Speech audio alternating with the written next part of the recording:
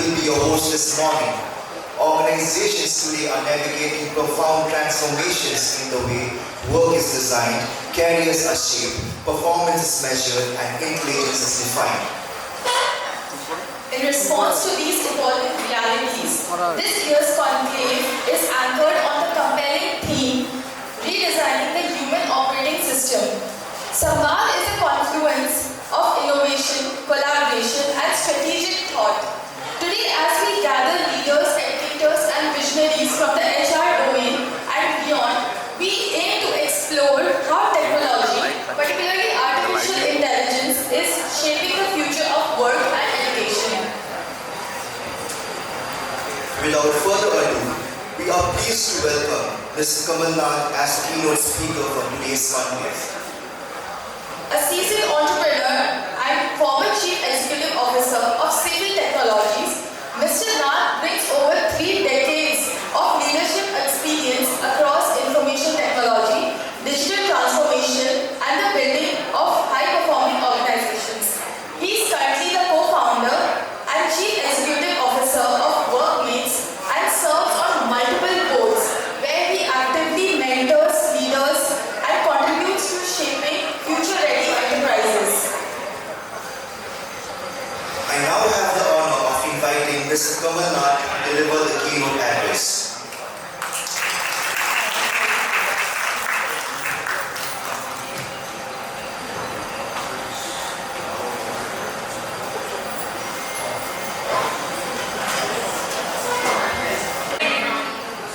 And thank you for inviting me. Thanks to Chandrika. And I told Chandrika that one of my prime motivations to come here was to meet him. So I've been meeting him for a long time. I left Calcutta in 2006. And I used to visit maybe once or twice or thrice in a year Calcutta. Always, great to be here. But now I visit the city, 7 to 10 days in a month. And the reason being, I am associated with as a co-founder and CEO of a Kolkata-based, Kolkata headquartered company. So I hope that the rest of my professional or entrepreneurial life I will be visiting Calcutta more often. Okay. So we are already late. Thanks once again for inviting me here. So looking at the audience, I could feel that there is a mix of experience as well as potential, professionals, who are getting groomed in this business for the future. Now, I also want to congratulate the event organizer who has actually chosen this theme. We'll talk about that. I'm sure during the day you will explore a lot of new areas which need to be redesigned. It's actually redesigning the human operating system. We know what is an operating system in terms of technology, but we rarely hear about the human operating system. Okay. And I will tend to assume that most of you are from the HR fraternity. You are associated with HR in some form or other.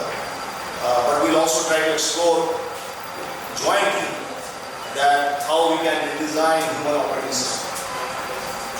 So we are in a very unique time. We are in a very unique time. How many of you am I inaudible? Inaudible? Okay. So but this is not working. That is okay.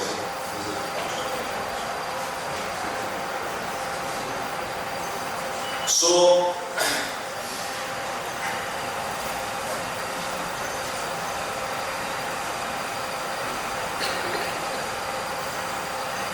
battery issue, technology issues.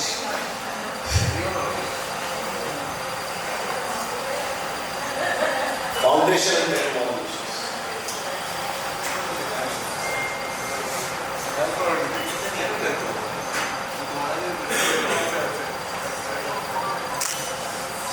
Sorry for this.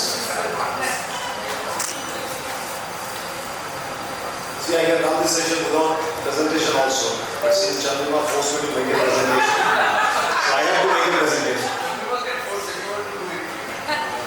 But she was successful in doing that.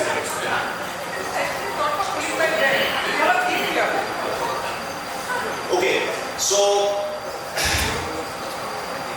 all of us are aware, or most of us are aware, and those who are not aware, please be aware, the time we are living in today, right? Whether you are a professional, whether you are a consultant, whether you are a student, this is a very disruptive time. And there was no time which was more suitable than this to have this conversation. So a lot of organizations you see, maybe in the last 15-20 years, who are not, which doesn't survive today, which is not existing today. And I have been fortunate to work as a CEO in a company called City, which was created in 1995, and as an internet service provider. And Janardhan just told me his first internet connection in this campus was from City Technologies, where I worked for 12.5 years. Why am I telling you this? Because there was no such internet service provider which was formed in 90s, which survived till now and thriving, except for one company, and that was City Technologies. And that is rather City Technologies, not that was. So,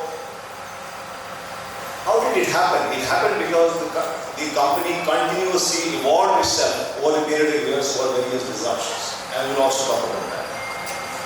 So, in the last 10-15 years, the only thing which was constant was disruption, right? All of us know about digitalization, how digitalization has led to distributed workplace, right?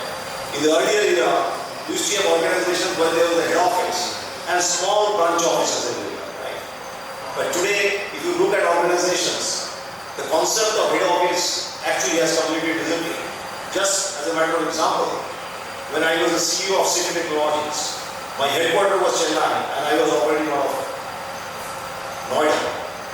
And we had distributed the organization across Mumbai, Bangalore and Chennai so that we don't have over-dependency on Chennai. Similarly, in my current company, our headquarters is in Kolkata, but I operate out of Noida. A lot of our new leaders are there. It is only possible because of the digital tools and the digitalization which are happening within the organization. Similarly, but that was planned, digitalization was planned, and then it was completely unplanned, right? It came on our head and we had to deal with this. So pandemic led to work from anywhere. We got used to it, and I'm sure the organization, including HR played a fantastic role, big role in preparing the organization from working from anywhere, right? We also work from airports. We also work from resorts. Some people are here are working from resorts. They are lucky. And of course now the AI era. So the point what I'm trying to make here is that we need to be continuously be ready to work in an environment of disruption. Nothing will be constant about this. So the problem is, with all these disruptions happening, all this technology advancement, the gap between technology and our ability, we as human beings, our ability to adapt to technology, the gap is widening. Now if the gap widens, and the gap will widen with AI more and more. So if that widens, it results in some systemic failures. For example, burnout. For example, learning remote application. HR is conducting learning sessions, but are we developing skills? There is a difference between learning a subject and developing skills. Are we hiring for filling in some leadership roles, or are we grooming leaders in our organization? We get promoted, but are our managers prepared for this, for the next role, right? AI anxiety versus blind optimism. Within organizations, you will see that people are anxious because AI may take away their job. At the same time, some set of people are blindly using AI without understanding why they are using AI. So we are again, living in this era. So I think we have to, while we induct technology in our organizations, while we embrace technologies, we need to train our human beings, train our fellow employees, fellow colleagues, faster than what we are doing today. Now, as a result of this gap, what is happening is there is a lot of fear. I mean, 2-3 days back we heard about the Claude Co. I don't know how many of you have followed that news. It is a major disruption which is already there in front of us. The entire software industry, or the so-called Indian IT services companies, whose business model runs on by billing people. I mean, I don't want to be specific by naming the company, but most of the Indian IT companies whose business model is based on how many people do they have, they will be majorly disrupted. So just imagine the kind of unsettled environment which will create in organizations. And no organization can be successful unless the team is motivated, unless the team knows how to deal with ambiguities, how to deal with abstractness. And I am sure it is not an employee issue, it's a leadership issue, it's an HR issue, it's a leadership challenge, it's an HR challenge. So, if now HR has to redesign, so what I feel is HR has to play a completely different role than what they played before. HR was mostly following what management was telling them, what leadership was telling them. But there has to be handshake between leadership and management today, because leaders can build businesses. To create a system which is resilient and adaptable, this is a people issue which HR has to take up. So I strongly believe that leadership and HR need to work hand in hand to build the future human operating system. But what are the caution to HR? First, HR has to forget a lot of things. I keep telling this to every HR person. I told this to Ipshita the other day. The first thing she is working with us, she is looking after our HR with Chandrima's advisory support. You first need to unlearn, because if you don't unlearn, it is very difficult to re-architect. So, a lot of things. Now, we are a big fan of stability. The organization has to be stable. Somebody has to do this role for eternity. But that's not the reality in the modern world, right? The new reality is volatility is the default state. The goal is adaptability. We need to promote adaptability and not stability like before. Jobs are fixed and skills are add-on. So there is a position, there are certain skills required for that. So let us compare the position with the skill. So learning happens in programs. So there is a learning department in every organization, right? I mean, I have a big problem with that organization, because what they are doing is they are not doing anything different than probably what we see in some schools, right? So what is the difference between a school and a learning entity in an organization? So they have got a big role. So career progress is not linear. So there is no hierarchy, right? That somebody is doing this. Future career progression will depend on skills, will depend on adaptability, will depend on leadership aspect. So leadership ability, right? Control case performance. Engagement equals happiness. Well-being is an HR program. So all these things HR need to unlearn. Now some of these ideas themselves may appear like very disruptive, but for the paucity of time I am not able to go deep inside in each one of this. But what I am trying to do here, because I am not an HR person, right? In fact, I have a problem with HR right from the beginning of my career. I want to tell you, you have invited a wrong person, John. I was issued 3 warning letters by HR in HCR, where I spent 18 years. 3 warning letters. While HR was issuing warning letter, my CEO was telling me, come on, HR is doing his job, you do your job. Don't listen. I mean, you don't tell them anything, that they are doing their job. So what I'm trying to say is that a lot of these ideas will appear very disruptive, very threatening to you. And unless you are able to embrace that, right, we cannot redesign. And the final unlearning is, out of all these things, is that HR is a support function. HR cannot be a support function. So those of you who will be pursuing an HR role in any company in future, I don't know the demography of this audience. There are senior people, there are students, but I must tell you this, that HR is going to be, particularly in the AI age, but every organization will adopt technology. Technology will be given, technology will be, technology will be our co-pilot. If you have to work on human beings, if you are talking about adaptability or resilience, these are human capabilities, right? These are human capabilities. So who will work on that? People like us are misfit to work on that. We cannot be as empathetic as an HR guy, right? So we have to drive our business. We have to manage meetings. We have to manage stakeholders, right? So the responsibility squarely lies with HR, or predominantly lies with HR. Of course, leadership cannot take their hands away from this. So the HR plus leadership, HR plus co-founders, HR plus CEOs, HR plus business heads. So it has to be a 1+1 structure. And I can assure you that HR will be there in every box in this transformation journey. So you have to design a lot of things.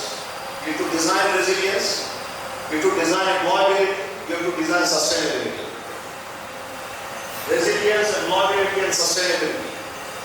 If we are able to work on these three aspects in an organization, I mean, most of the organizations will not fail. Some may fail for a different reason, but most of the organizations will not fail because if you do these things right, if we do these things right, the other things are easier to resolve. Why so? Because with the advent of AI, with digitalization, technology is not a problem, information is not a problem, learning is not a problem. Right? So these are not scarcity.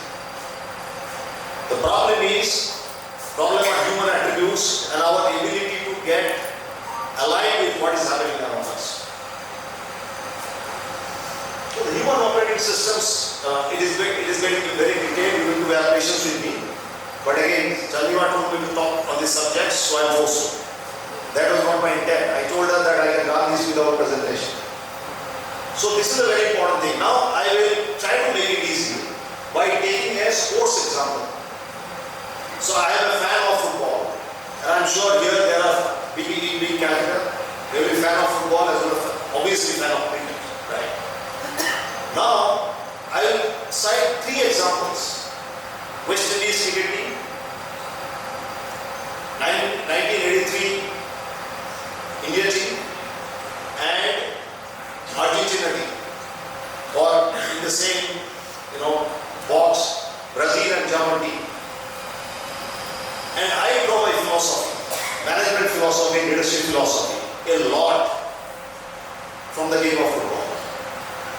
Because today's organizations, if you follow football, if you understand the philosophy of football, it will be easier to understand how today's organization is to run. It first starts with the mindset.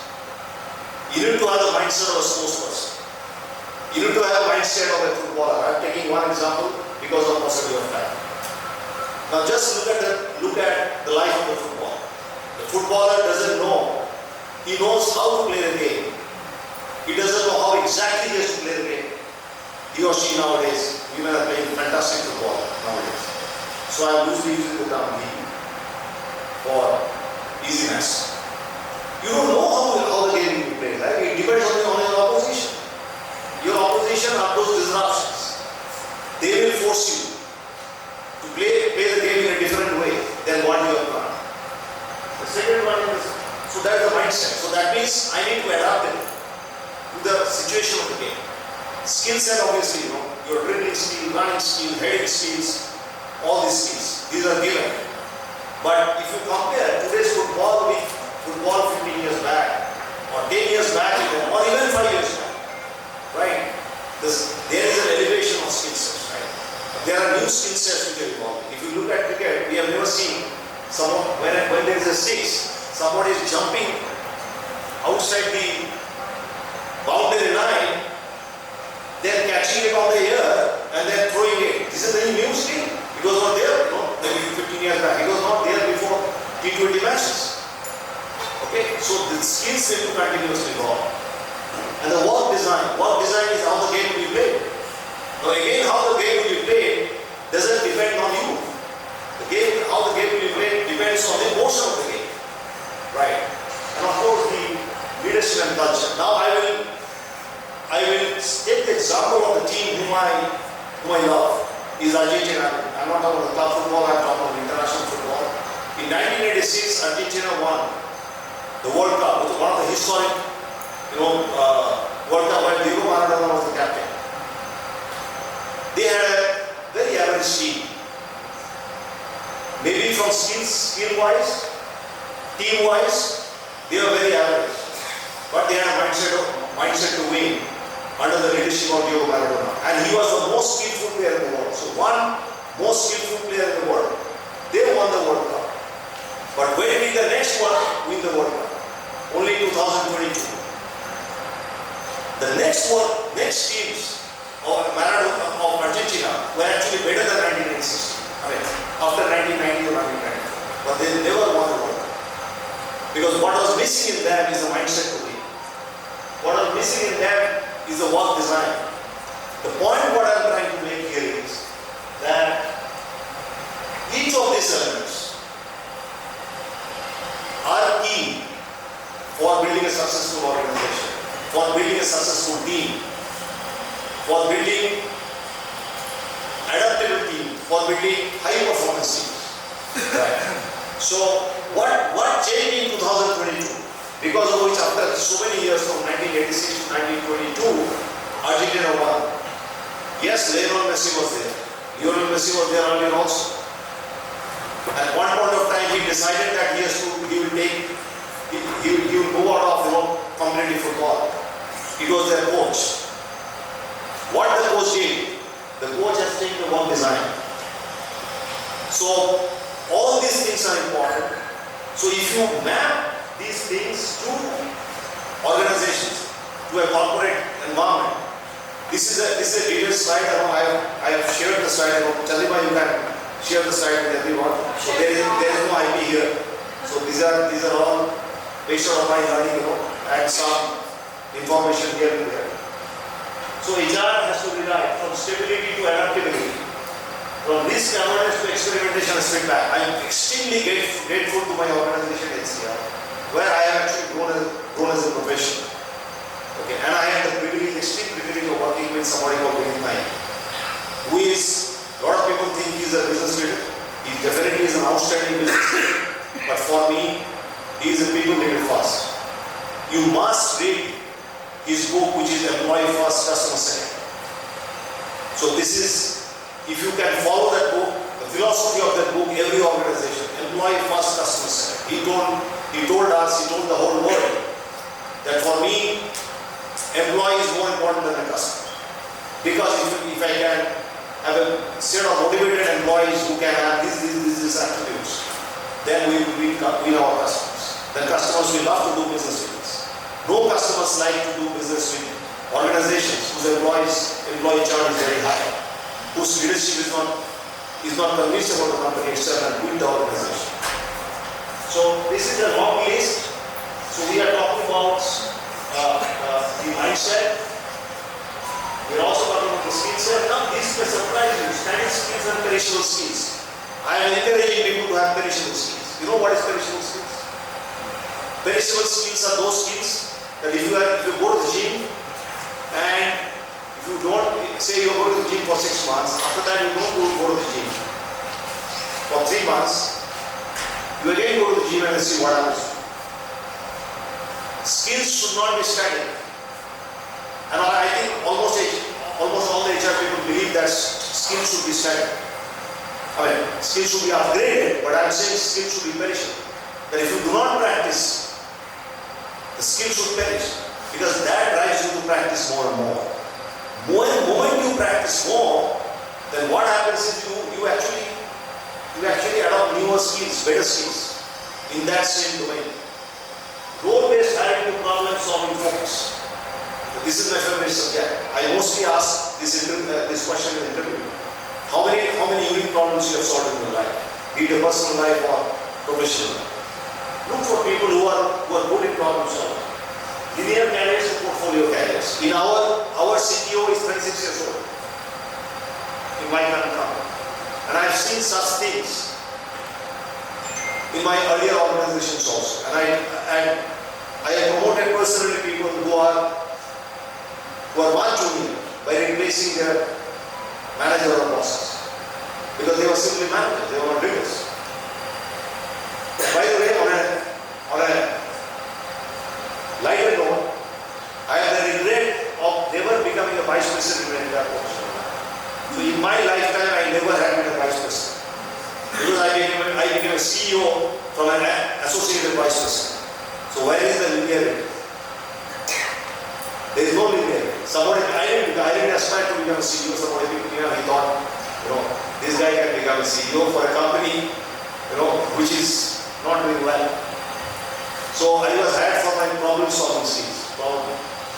Occasional reskilling to continuous reskilling. So skilling cannot be, once in a quarter or once in a month program. Right. Regarding the workforce, the entire workforce changed. Again, coming to the example of football, the way football was played then and the way football is played now, and it is going to continually evolve, including cricket, including every sport. So every HR person, for motivation, for philosophical guidance, need to follow sports and take the philosophy of sports from there and invite them within the organization. Meetings for coordination. Now, today is the era of human AI collaboration. Now, the HR fraternity has to understand these dynamics, understand this aspect, that their primary job going forward would be how they make this human AI collaboration happen, not employee to employee collaboration, not only department to department collaboration, but human to AI collaboration. And last but not least, of course, the leadership culture, where I believe the CXO and the CHRO and the HR team need to work very closely. So the future organization, the CHRO responsibility, those who are team members in the HR department, your bosses will have a problem of this lifetime. So all these years, the problem is to handle by the CEOs and CFOs and chief operating officers, but the role which will be challenged the most will be the CHR role. It has started now, right? And you will find a lot of churn in the CHR community. So those people who are into talent acquisition, I made Kingshu branch. Talent acquisition, you are here. So you will see, if you are hiring HR roles, you will find a lot of churn in that box. And maybe you will never know. A lot of people who are not CHRs today, maybe minus 2 level, because they are more adaptable. Because they can build resilient architecture. They will replace the CHRs. And mark my words, this is going to happen. It is happening in business, it is happening in technology. Most of the CEOs of companies are very young people. All those old guys who is protecting their tough for a long time journey you will be going if you are in IT industry. There are a lot of CEOs who will protect their tough. They will not take decisions. They will not hire people who are smarter than them. Okay? Those things are going to perish. And you will have a good time. Thank you. So the summary is, I don't know whether I must have taken, but summary is, technology will be available. And hence every organization will have access to technology. It depends on the mindset of the employees, that how they adopt technology, how quickly they adopt technology. But that is going to be same for everyone, right? Or almost same for everyone. I believe the most successful organization will be those organizations who will be most adaptable. And to build an organization which is most adaptable or which is very, very adaptable, who can manage ambiguities, who can manage abstractness, the HR has to be, if not the pilot, but definitely the co-pilot. Thank you so much.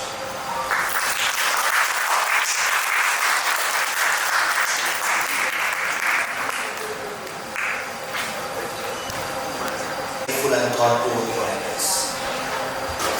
May I now request Dr. Praxis Mukherjee, the Director of Praxis Business School, to kindly felicitate, come and answer. Thank you.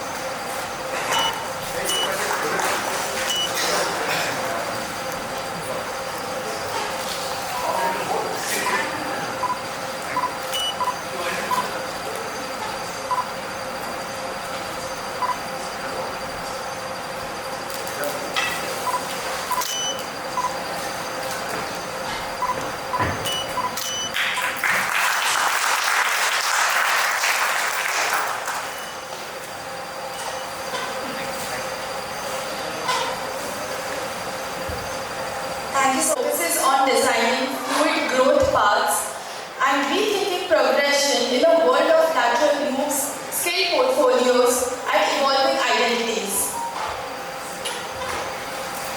It's my pleasure to call on stage the moderator for the discussion, Professor Charanpreet Singh, co-founder and director of Praxis Business School Foundation.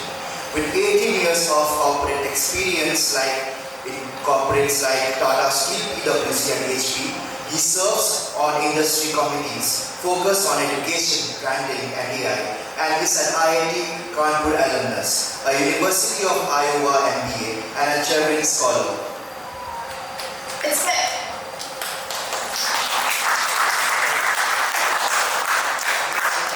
With Ms. Kamalika Dasgupta, a senior HR leader with 40 plus years of experience and Deputy General Manager HR at Innovel Energy Services, driving strategic and high-performance HR initiatives. May I please have a stage now?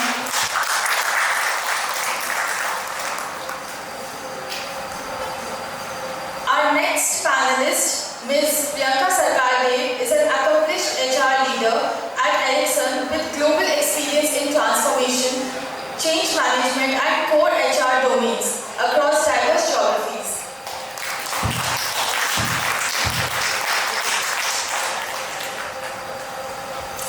Next up on stage is Mr. Kinshuk Roy, CEO of Trust Club Consulting, a dynamic talent acquisition leader, driving technology-led, client-centric recruitment solutions and strategic hiring innovation. And last but not the least, we have Dr. Ratna Sinha, Professor of Praxis Business School, a distinguished XLRI Fellow with 3 decades of HR experience, including senior leadership roles across the academy. Over to you, Professor Singh.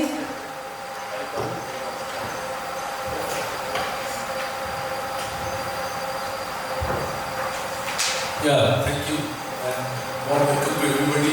I first want to acknowledge everybody who is spending a good time of their Sunday with us. I'm deeply grateful to all of you. I think a lot of applause for everybody who is here. Okay, so I'm just going back to our times when we used to build careers. You got a degree, then you got into as an engineering trainee. Then you did an MBA, you got into as a management trainee, and then you went up as an assistant manager, then deputy manager, I'm talking about Tata Steel. So Ratna knows and so on and so forth, right? And there was frustration, but there was just, there was stability. And now I think we are now at a time where Mr. Kamalnath in his insightful, keynote address talked about the organizations that are the most adaptable are the most likely to succeed. Darwin told us that many centuries back, right? The human beings who are, the species who are going to survive are the survival of the fittest. The fittest means those who are most adaptable to change. So I think the principle has not changed. I think the magnitude and speed with which we have to do it has changed dramatically, right? I think this used to be evolution.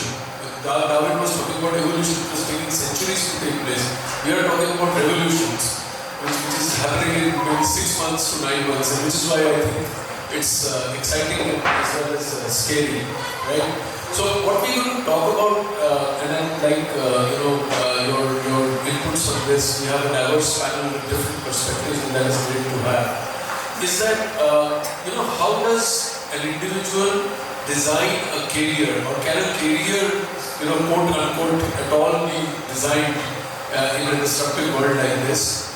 And is like am I going to answer questions like people employ thinking, am I still relevant? There's an anxiety around that. I'm not looking out, so does that make me obsolete? And will the company also take me for granted because I'm not looking out, and so will the rest of the world? So should I be risk averse, or should I be risk taking?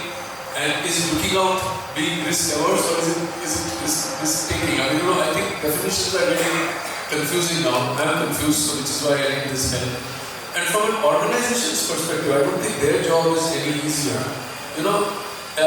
How do they retain, and do they actually need to retain employees, or do they need to build skills or retain skills? And are all employments project based? Because I have my son and my daughter-in-law both working in Seattle, and they are fairly well educated and they're working in fairly large organizations. They are also anxious. I went to met them last year because they're working in projects, and the health of the project kind of is going to determine the health of their careers. So suddenly a new technology comes and this project is dropped, and they're not sure whether they have the job anymore. So how does an organization understand whom to retain, whom to not retain? How do they build skills, and how do they take care of employee anxiety in this this whole rush to build skills and continual learning? It's easy to say that you have to learn continually. I don't think it's so easy to do that. And when you are learning a skill, you are half apprehensive that am I actually going to use it, or by the time I finish learning something new will come. So that's not exactly a nice time to be learning also, right? So these are the kind of questions that I would like the panel to address. And so the way our panel is structured, I will give you 2-3 minutes to talk about this, and then we'll have questions for everybody. So starting with Kamalika, what are your impressions on this? A very good morning to everybody present here. We're already into the afternoon. But firstly, thank you to Praxis Business School and to HR Learning for this wonderful platform. Now, coming back to the topic of today, which is very relevant in terms of the changing times. We are going through an era which is evolving, that we've already heard quite a few times today. To keep pace with this evolving era, so there is continuous upskilling, capability building, which is becoming very, very important for all organizations. Now, with this requirement coming in, the motivation drivers are also evolving. No more are our workforce, and especially with the Generation Z coming in, very soon we'll have, slowly the alphas also coming in. What drives them, what motivates them is quite different with reference to the evolving landscape of technology landscape of the corporates today. Now, with these with this requirement of upskilling, so there has been new avenues of career progression which has come in. Earlier, what we knew as career progression, even when I started my career, I used to wait for where I'm going to get my next promotion, which the earliest would be around 3 years, then 4 years, and certain organizations have it even more. So now there are various avenues of career progression, which are lateral by nature, which are diagonal by nature. There are specialist roles taken up by people. Here I would like to give a very recent example from my own organization. My organization is into renewable energy.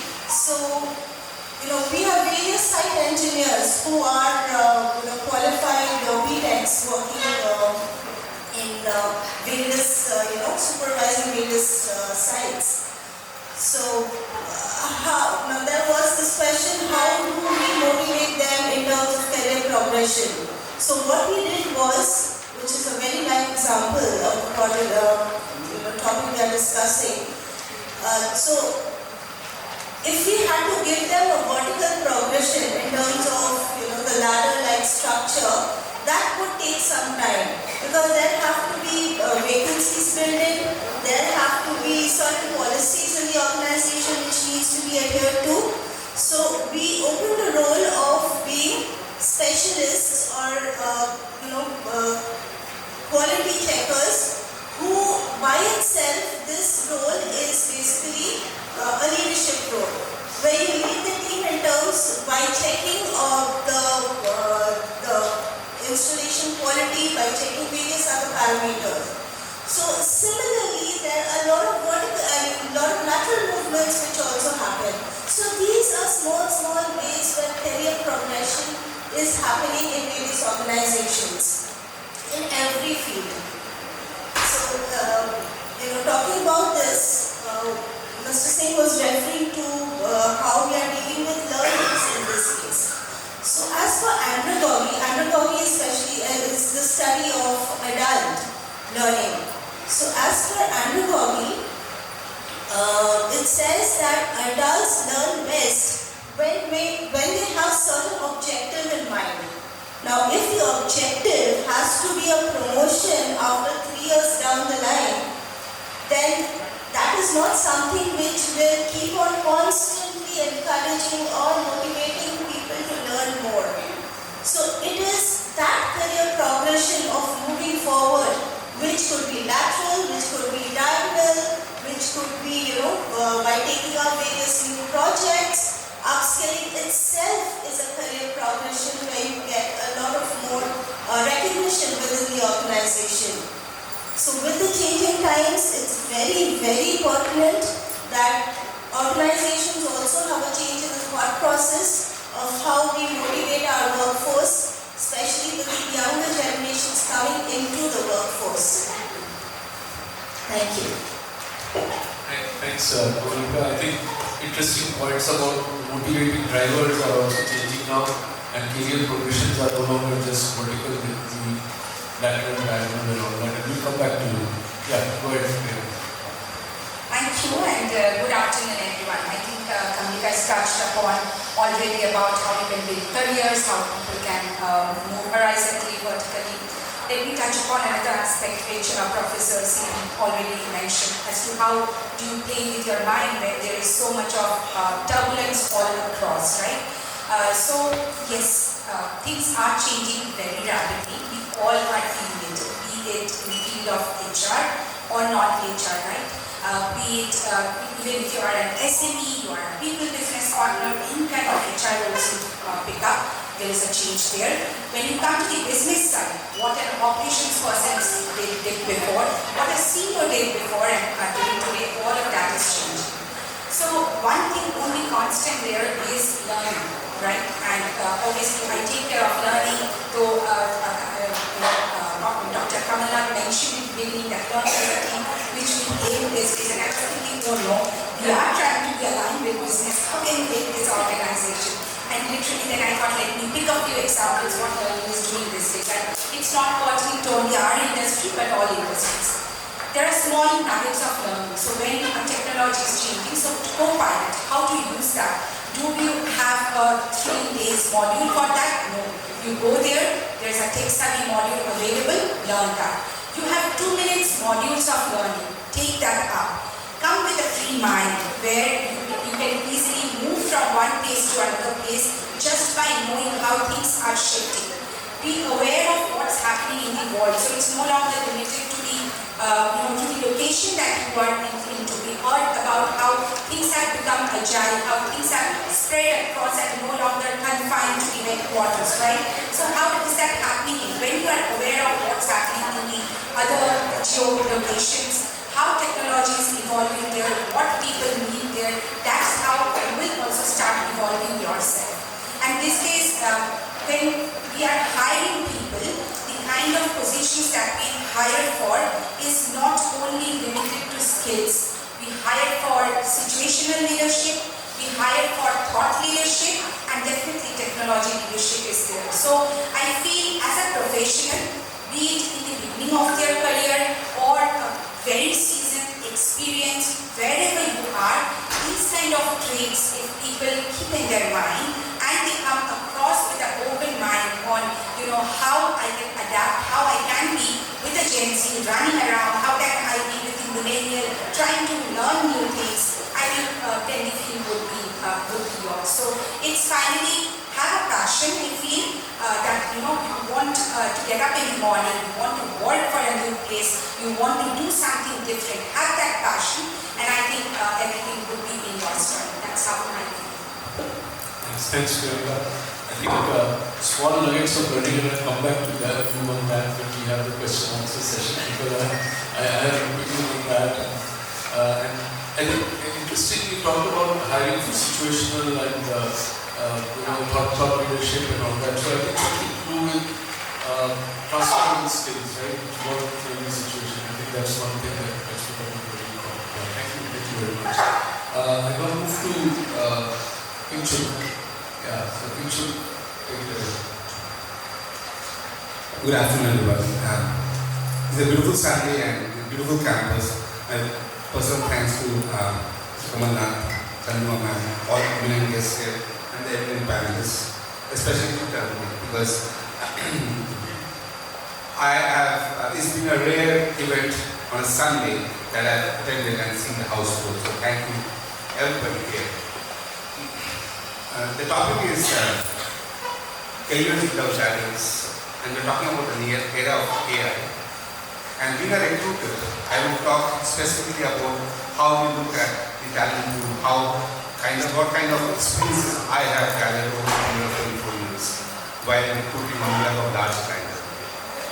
Thanks to you, sir, for ensuring that we are relevant and we are going to have a great time here. So that's a big boost, provided we remain relevant is the real question. And I think the way we look at AI is exactly what sir mentioned. Okay, in my words as a recruiter, it has to be for a talent. AI has to survive with AI that is adaptive and innovative. So as long as the talent is adaptive and as long as the talent is innovative, I think AI will remain if AI is adaptive.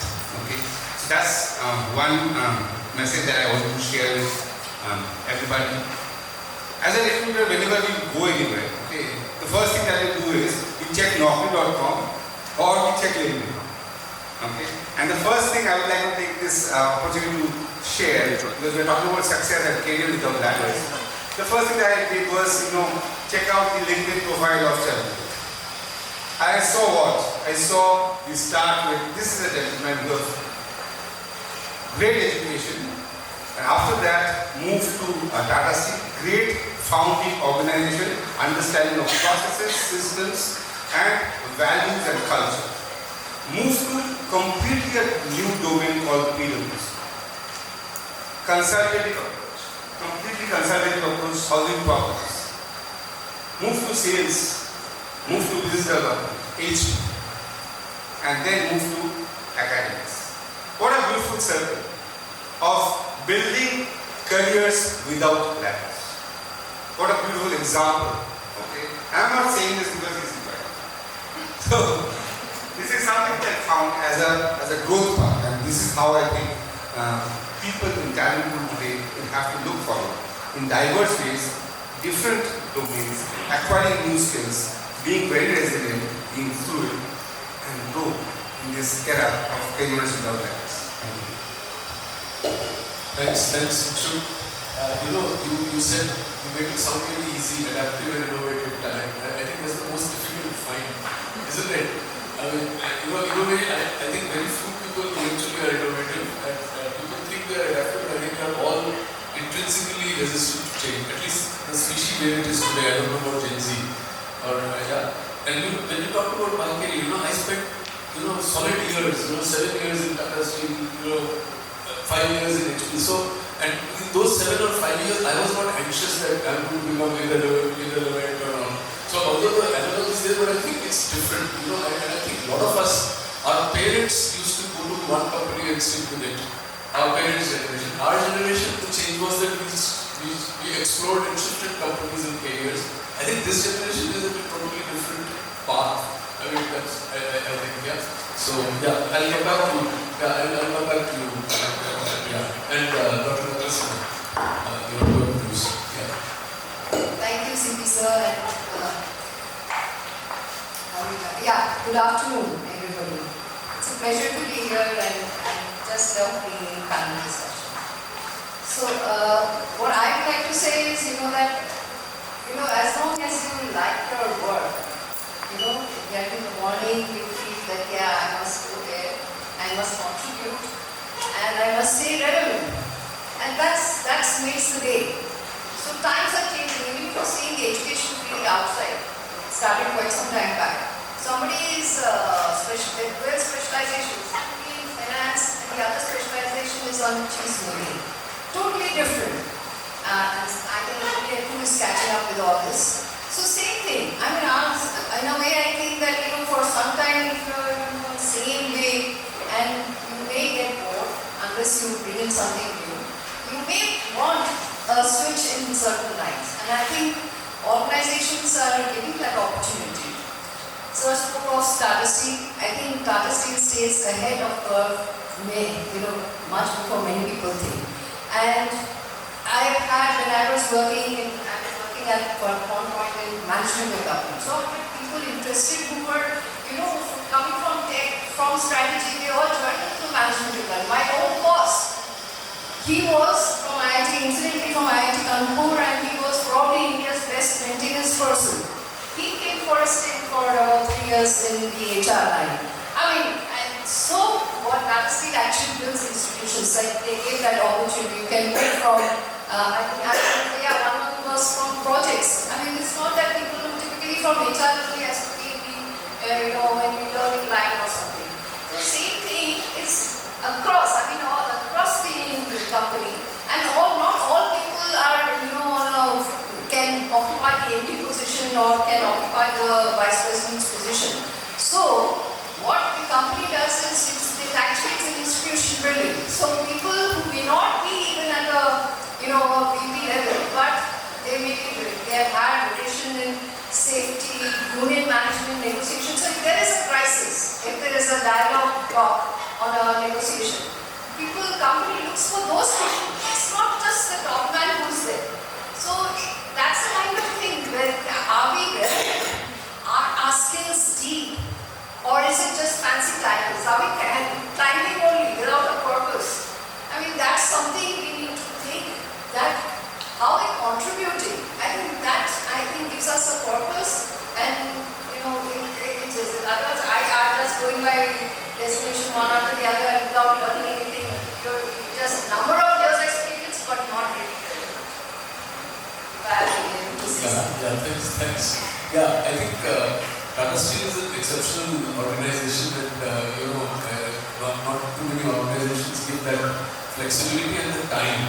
I think the organizations do give flexibility, but Tata Steel gives you a lot of time to adjust and find your way. And a lot of people, and today maybe if you look at the competitive scenario, companies may not have the time to give you that kind of space. But anyway, so I think we had opening remarks, and now I have to go back to my sheets because I prepared questions.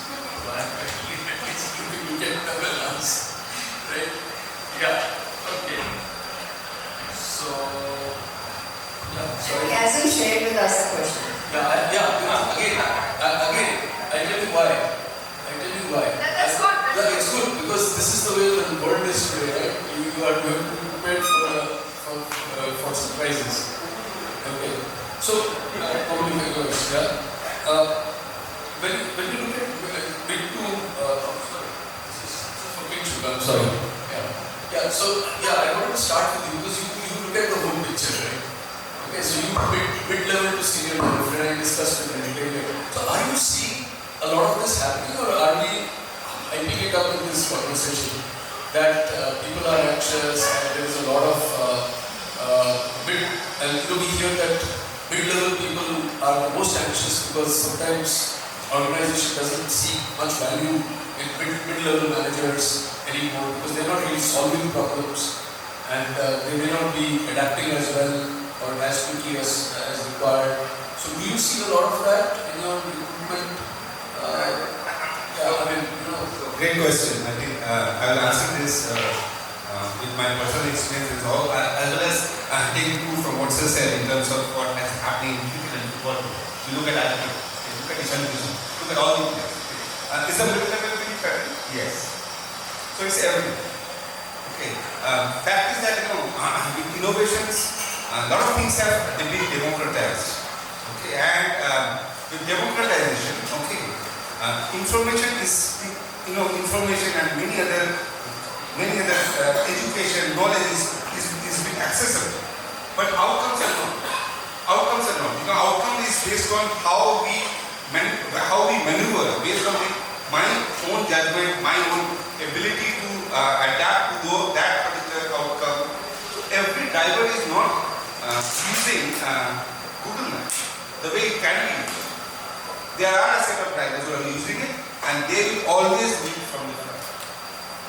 So, in the middle level in the entire industry, I think the word of AI has now gone in. A lot of people are getting themselves skilled.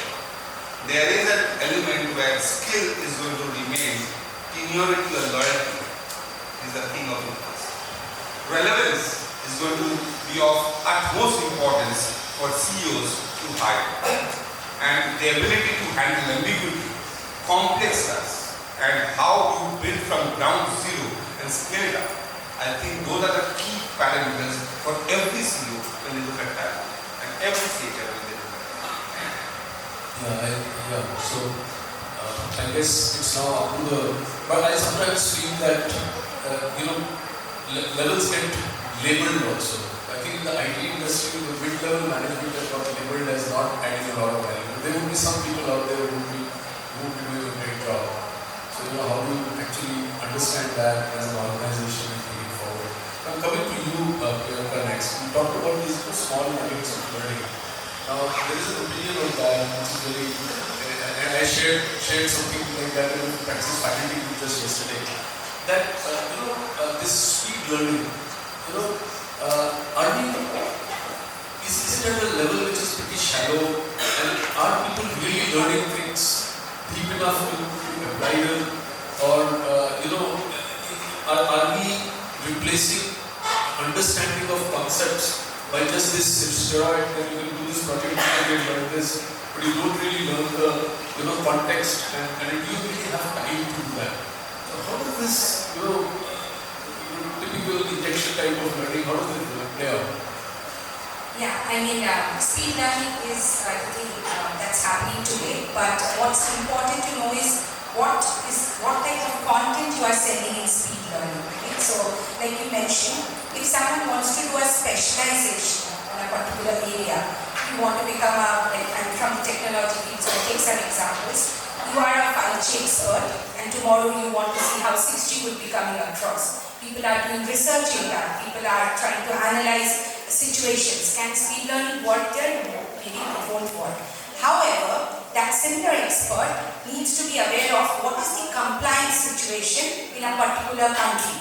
For that, do you need to have a 3-4 days learning? No, the person is already an expert, but to make that individual compliance aware, if you boost speed learning, then it stays in their mind. So when they are continuously coding, it stays that this is how the compliance board is working for that particular country, as well as it's frequent learning that you can do through speed learning. So it will stay very relevant. So if you want to push a new version of that learning, it goes easily.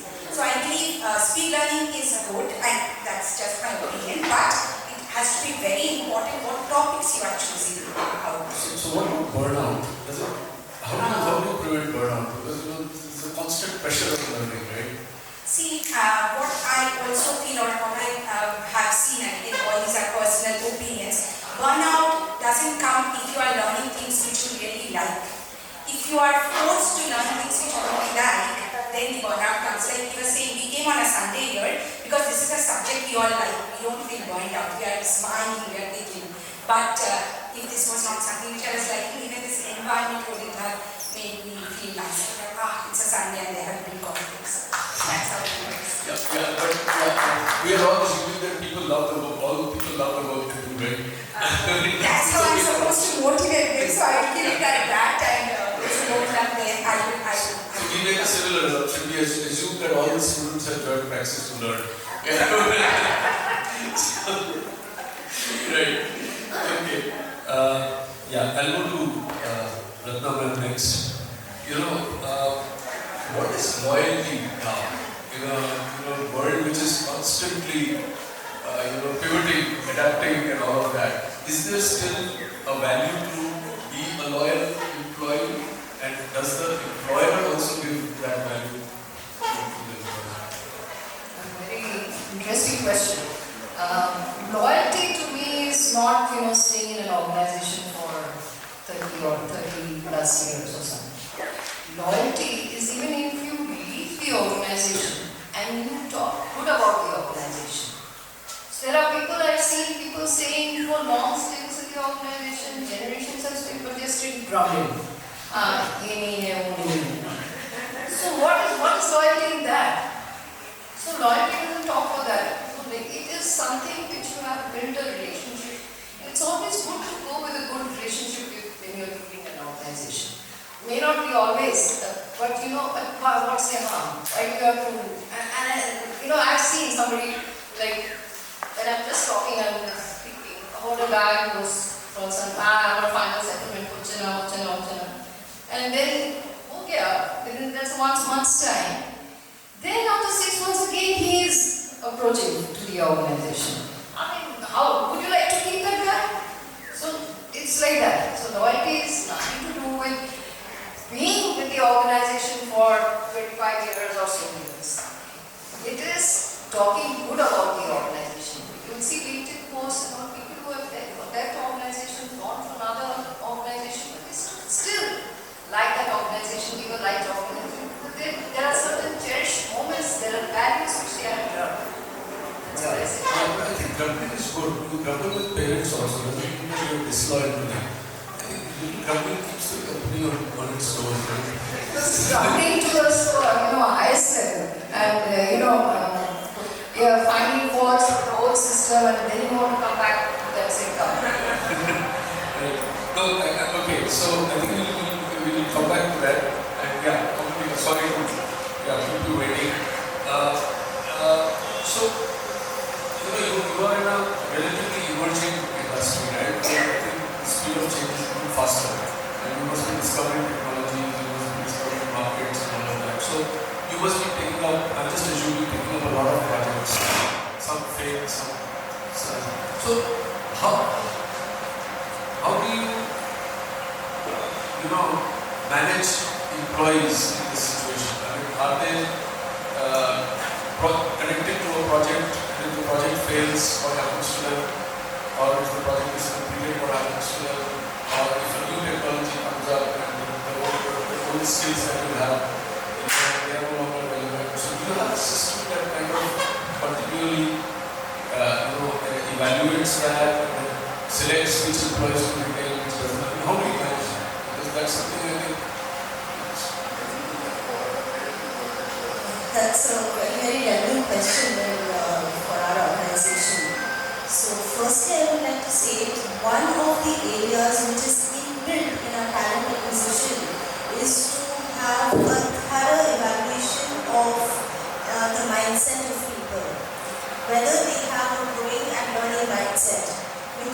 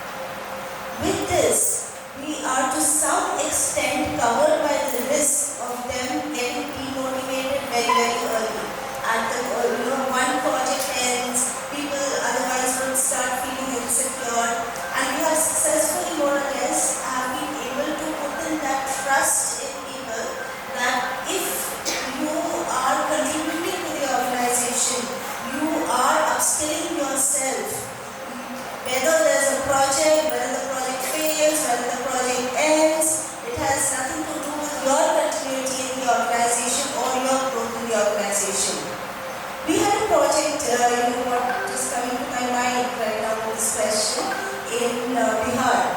So where we had an office in Patna, went on for a couple of years, and then we concluded that project. So none of the employees actually, I would proudly say, were asked to leave the organization at that point of time. We had many people getting transferred to Kolkata, some of them getting transferred to Madhya Pradesh, where we had existing projects going on. So, and another thing is we try to give the exposure of upskilling to all our employees, and we keep telling them. There was one very enterprising engineer who had joined us. So his skill set was mainly to do with civil. So there's a lot of technology in our organization, be it civil, be it electrical. We have a lot of engineers joining us. So this person was a very bright engineer but with a background in civil. So we had actually hired him from the perspective of a project, a civil project which we were supposed to initiate. But for whatever reason we were unable, that didn't materialize and we didn't go forward with it. So we gave him a choice that either we can keep waiting or maybe he could join us in one of the solar projects. Now solar is very electrical, has a very strong electrical background, and this person was not from the electrical field. We gave him training, he showed interest of course, we gave him training, and he is one of the best performing solar engineers of today in the organization. So that is the partnership with the organization and the employee, where both are wanting to have upskilling happening, growth happening, lateral movements happening, so and emerging as having an learning quality in the organization. So irrespective of whether we are concluding projects or we are somehow not being able to materialize one or two of the projects, we have been somehow being able to, I mean these examples, there's a lot of trust built in the organization. People know that it's not that they are, they have a fear. But then one thing, something which we have made it very, very clear to and very, very clear, we keep re-emphasizing it again and again is, the learning part. And of course, keep hold of a positive and growth mindset.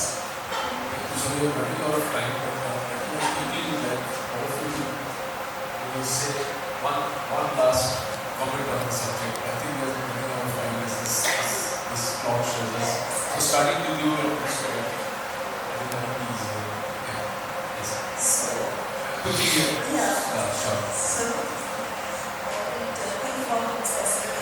So basically agility, it's which organizations as well as every individual should imbibe and give or her.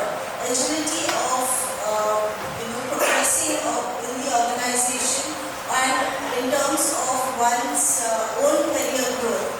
We should not take career growth as a one single ladder, that is a metaphor which we keep using.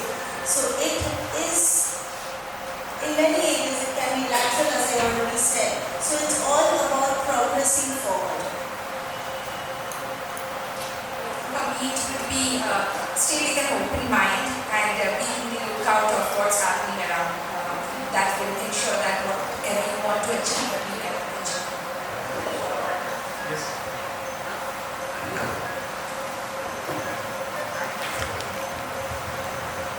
So, I'd like to take one small example. We are a 70 people company, cluster. Out of the 70 people company, there are 5 to 6 people who have not even passed class 8. They have been employed with us, they have been supporting tea, coffee, and all running errands. Many of them are 8 to 9 years plus with us. Not a single person in cluster does not know them. These are the people who does Canva for us. These are the people who does all the creating the posters and banners during their off time. So does our driver, who sits during the office, at office and does this. Loyalty to me is that staying well alert, ensuring we keep contributing to the organization during every minute that we are available for the organization. And that's, to my context, is how we stay relevant and how we keep growing without ladders or create super ladders for ourselves. I'd like to say vertical growth is an option, but being obsolete or obsolete is not an option. Thanks very much. And I think before concluding remarks, I don't need to make I think let's respect time. Thank you very much for joining us. Thank you.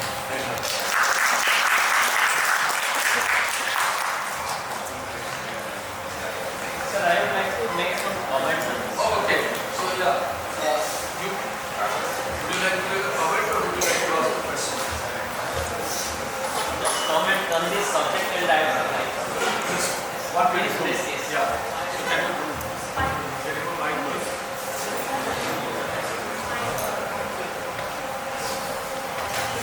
Yes, sir. Actually, the topic which is very relevant areas without ladders. Typical Indian mindset is that it is to be vertical. That mindset has to change. So, career growth is very much required for any individual in any organization, but that should also bring in satisfaction. Whether it is vertical, whether it is horizontal or diagonal, unless that satisfaction is there, then there cannot be growth. This growth orientation should come through satisfaction. Only then unless this mindset changes, that growth perspective is regarded by the individual that yes, he is growing, then it would be a mistake. Thank you. Thank you. Thank you.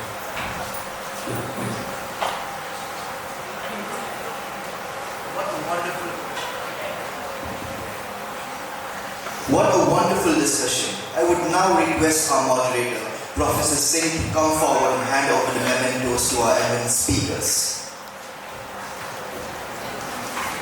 Let's hear it for Ms. Kamalika Dasgupta.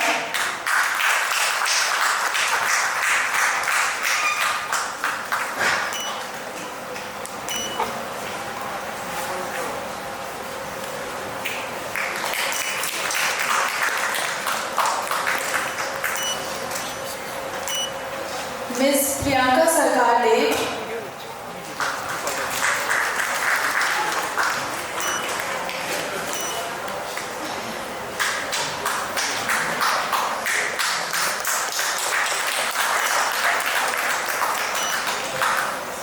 Mr. Kingshuk Roy.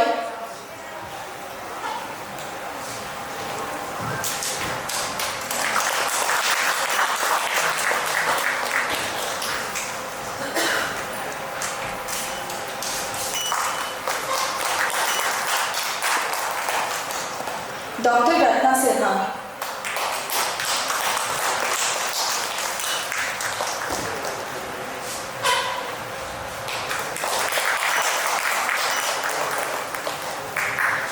I will now request Mr. Kaushik Sarkar to present a memento to Professor Singh.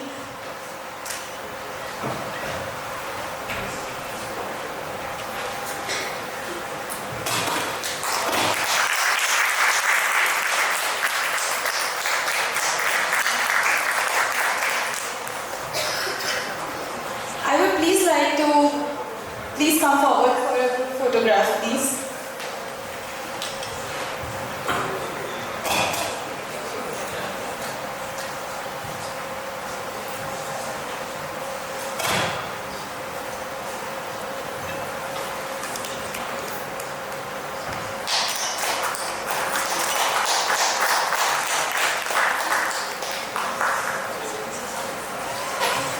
Thank you very much, speakers. Assistant CEO coach, author and founder of Manifest Customer Success.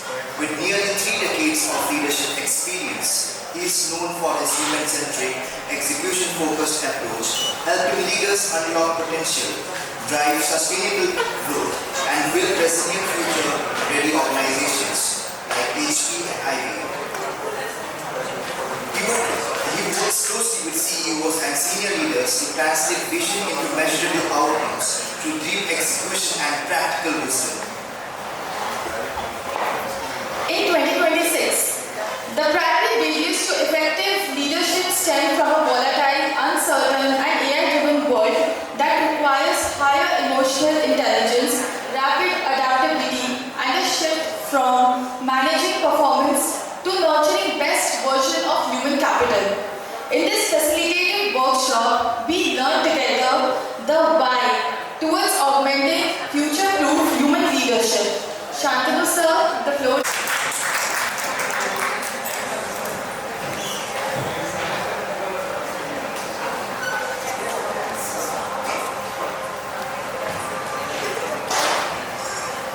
Very good afternoon, and thanks to Professor Singh, Kaushik, Dr. Pooja, who have been working with me to give me this opportunity to come over and interact with all of you. So, I have a very short session, but I would love to engage all of you, right? So far, we've built up, great knowledge and wisdom together in terms of the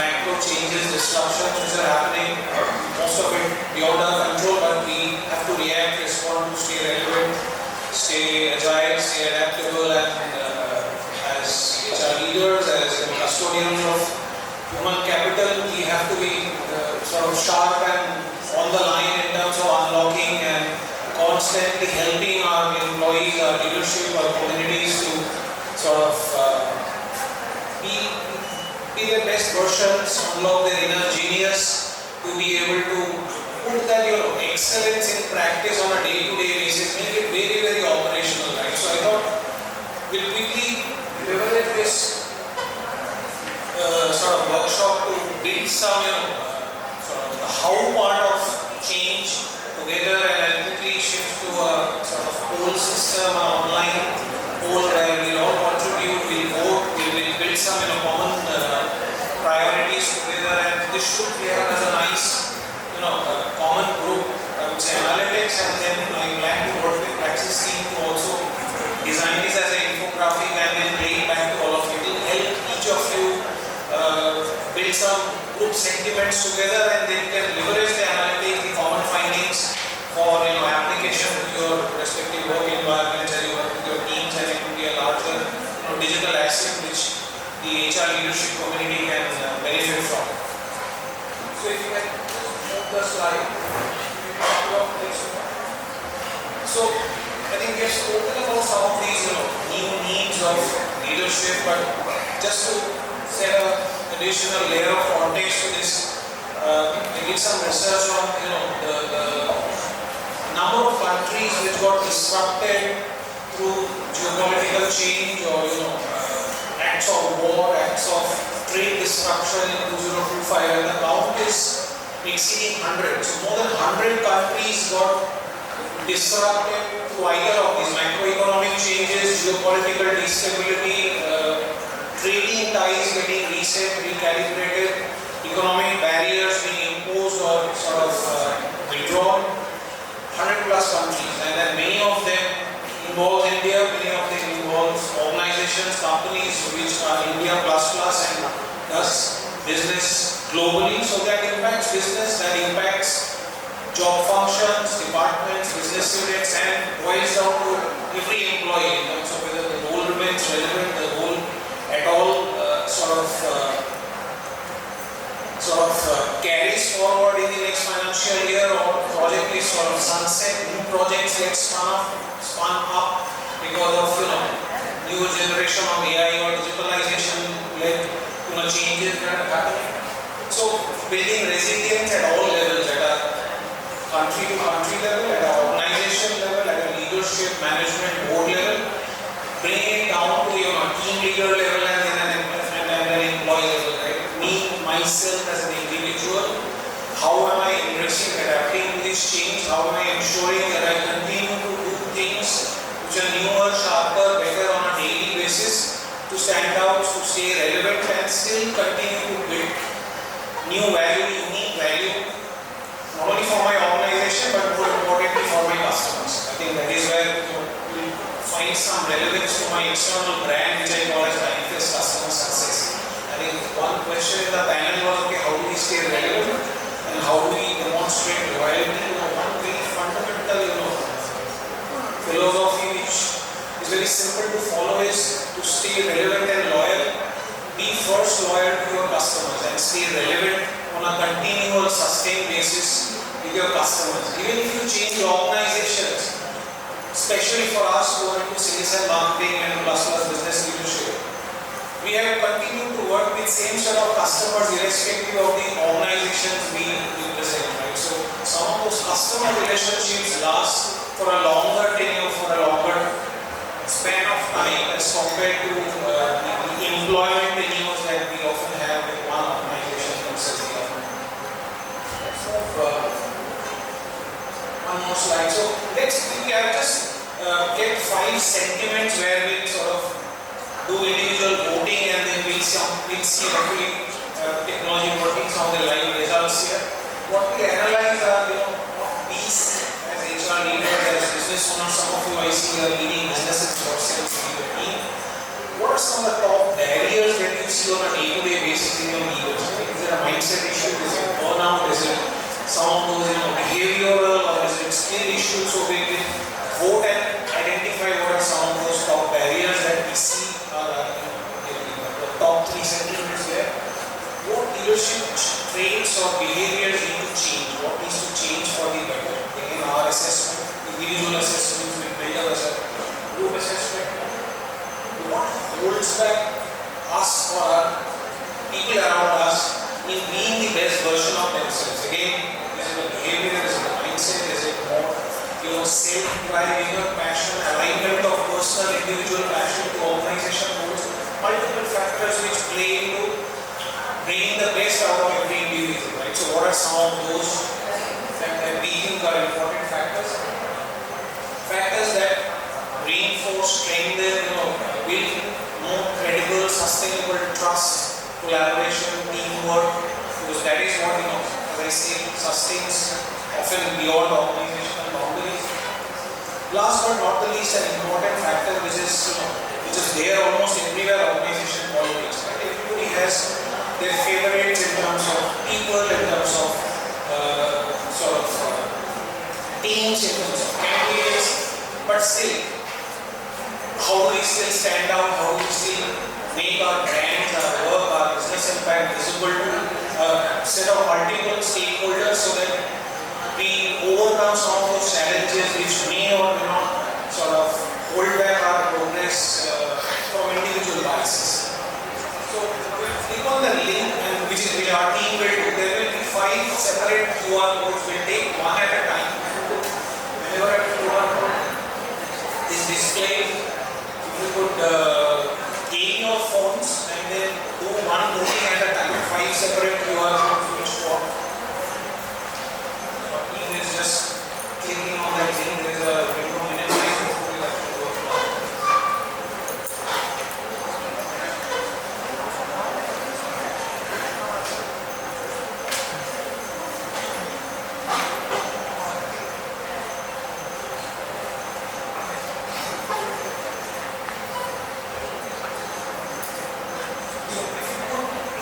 So we require each of you to pick up your phone, please, because this will build up as a collective vote. I hope the QR code is scannable. Or may just kindly stand up at the back, come a little forward to ensure that this is picking up on your cameras.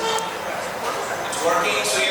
So let's give maybe 10 more seconds. Oshik, is it working from the back? So I think this is the farthest and it is working. So once you go, this is fantastic. Our team has given it in a large format as well. Once all of you submit, we will see the results. So number 1, 68.5%. So 69% voted for failure to build trust and culture. How many votes? So this is a percentage which we are capturing here. It is overall 5 CA about 35 people hold on the top right. We can see so 70% voting for trust and culture being a top barrier to leadership, very closely followed by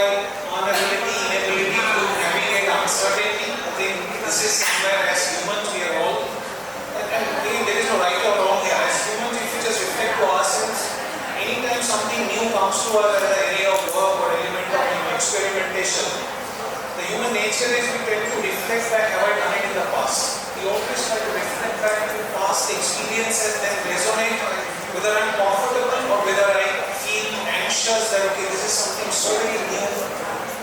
Should I go for it? Should I look for support? Should I ask a few questions or should I just refuse? Right? This is very normal human nature. But as HR leaders, as business leaders, our job is to get these barriers removed from our teams, our members of teams, and then we need to work out plans, intervention, inspirational, push, skills, whatever is required holistically.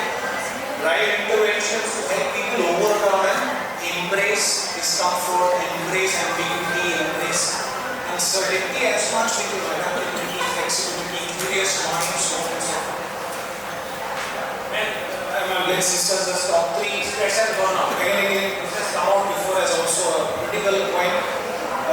Again, how to manage this? All of you would have more precise, sharper intervention. But some of it is personal. Whether I'm in best of my health, whether I manage my time very, very judiciously, whether I prioritize my personal life, professional life, customer-facing time, operational time, overall the charter that I have in terms of task list, how do I prioritize, the first things first, most impactful, work first and then move on the rest on a less effort basis, and also set expectations of my stakeholders that this is how it's going to be because these are the top 3 which have the most impact to business or results versus these are on a relative scale of lower priority. Thank you. I think this is wonderfully coming out and thanks to all of you for pulling in, participating, contributing to collective research sentiment that we are building together. Let's move to the next. So this is about what traits, behaviors, leadership behaviors that we see around people around us that we want them to change. Including maybe ourselves. We put ourselves onto the mirror. Many of us of my age experience tend to have a belief that okay, I know everything, right? So I don't need new knowledge, I don't need to learn from a young sort of technocrat who possibly is 10 times sharper than me on technology. So that mental block of a bit of ego, a bit of so feel free to again scan the QR code, do your voting.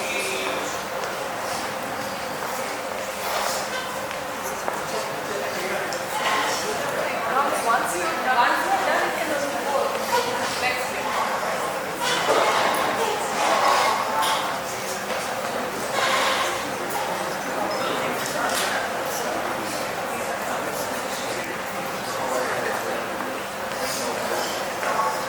Everybody scared, everybody still all done.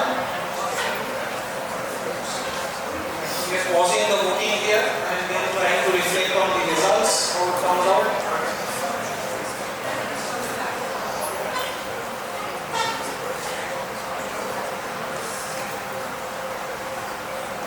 So number 1, what I say, I know it all has come out as number 1 reason. We have 24 votes here. And again, nothing uncommon, right? As people have egos, people have that inner belief for it's very, very human. And then, after all, humans are made out of emotions and of course intelligence. So we have to deal with that.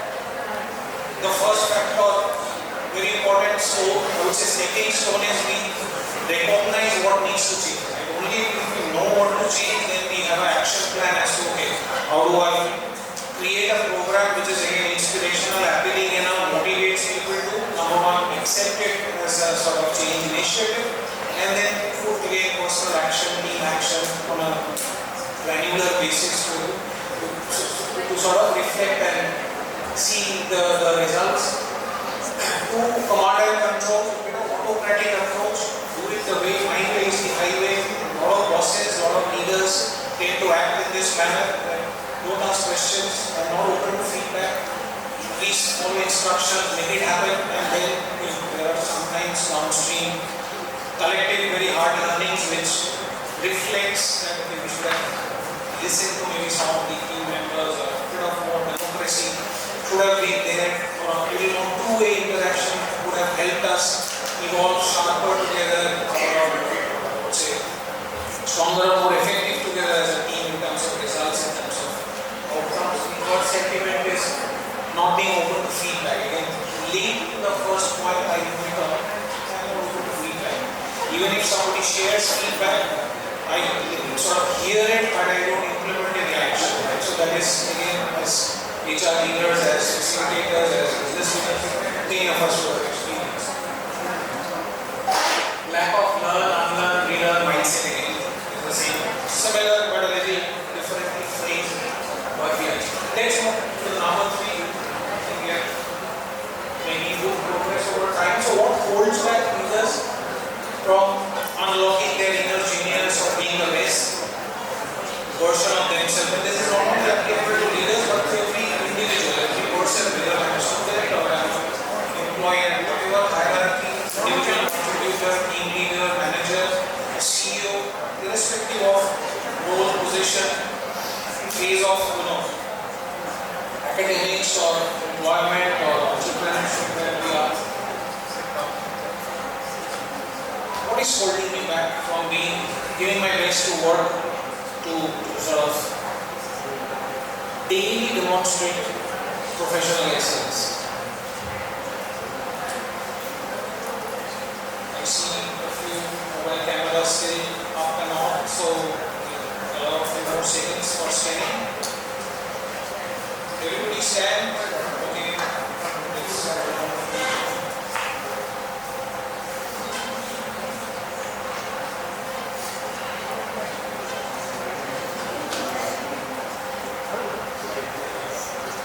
All done. We move to the results. Yes.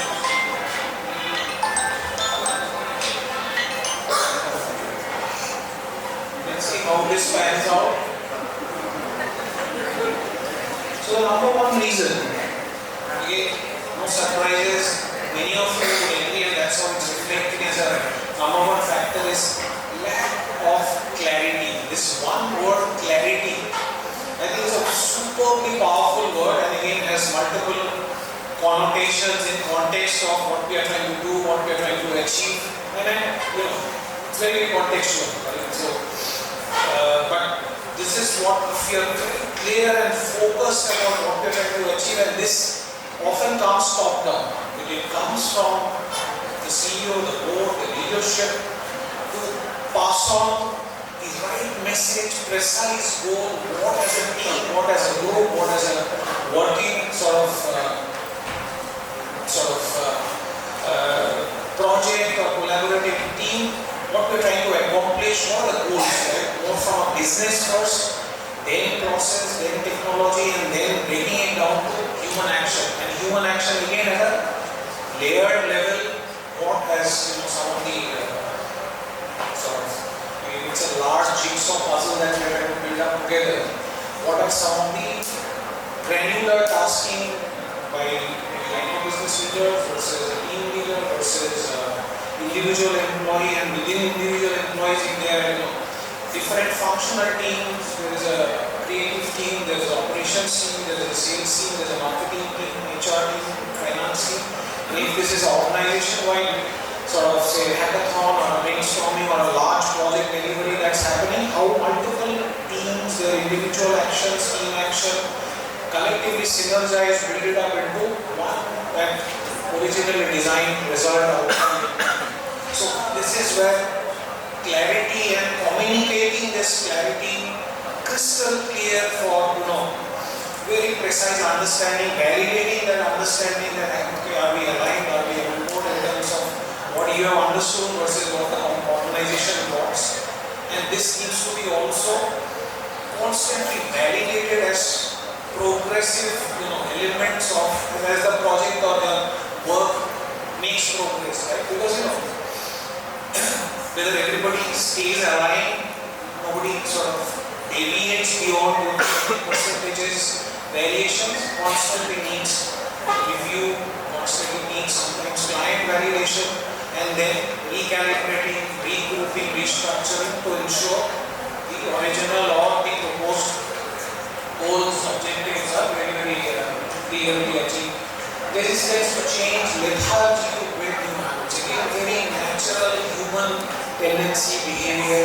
Any of us, most of us as humans, as I told you, anything new as an initiative comes to us, we reflect to sort of compare what we've done in the past. If the answer is a resounding yes, we are as much confident and we accept it with passion, energy and positivity. If it is ambiguous, if it is experimental, not many people have the courage, the inner strength to say instant yes first and then figure out how do we solve. People will first take time, buy time, think over, or politely refuse it. So this is where the top 1-2% versus the balance 98% differential. Those who accelerate progress, I would say faster at their career growth, they are those who are those yes first and then figure out the next steps thereafter. Of course, this is calculated risk taking, but as you start doing this, make effort to make things happen, this becomes habit and your fear reduces, your ability to sort of take these calculated risks. Next, thank you again for building up this fantastic set of results. What builds trust and connection at work? Again, this is a little more nuanced in terms of being qualitative, being behavioral, being cultural, human, people-to-people interaction, behavior, based not very easily can be quantified, leveraging data, leveraging numbers. Whether I trust the person sitting next to me or whether my direct report employee trusts me enough, or I trust all my employees with equal measure of intensity, depth or scope. Many of these things vary, and if we reflect to our respective situations, positions, span of employees around us, we have answers inside. The analysis to you as a stakeholder, these are the 3, 4, 5 options. These are the top 3. So you will see people comparing, experimenting with freedom, liberty, more open mind, and that brings out best quality results of the organization, and it again elevates the micro, ability to innovate granularly at scale. Second or third factor is listen more, talk less. This is human behavior, leaders. The last one, inclusive, transparent recognition, again is a third factor. We take it back as an input, we see as HR leaders are supposed to be very important, right? Initiatives, programs to make or address some of these concerns. Last point.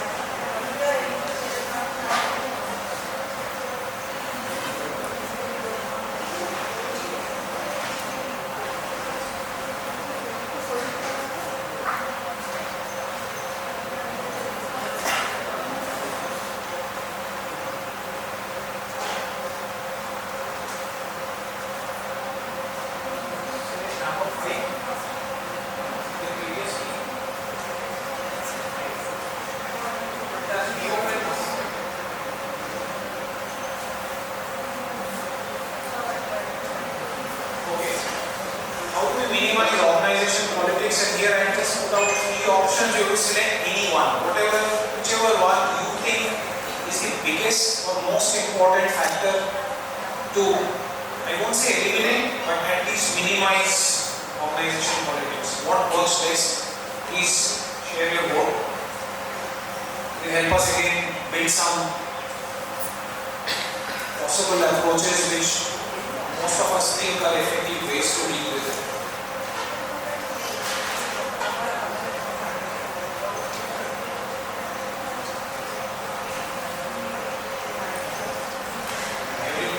Scanning, so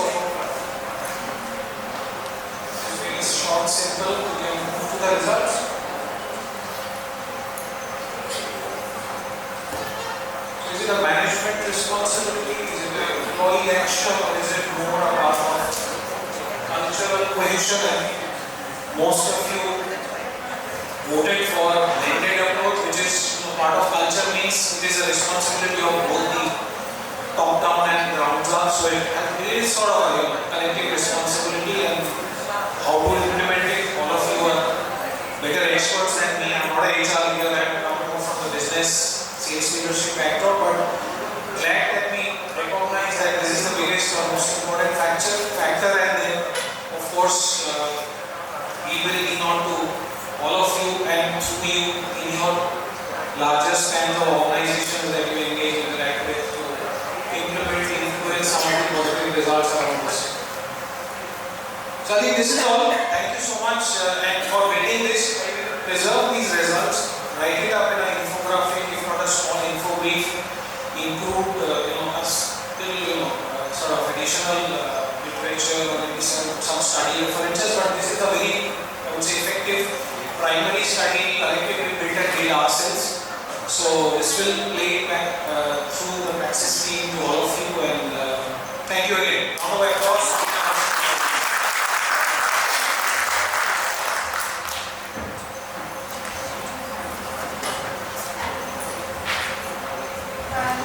Thank you so much, sir, for the workshop.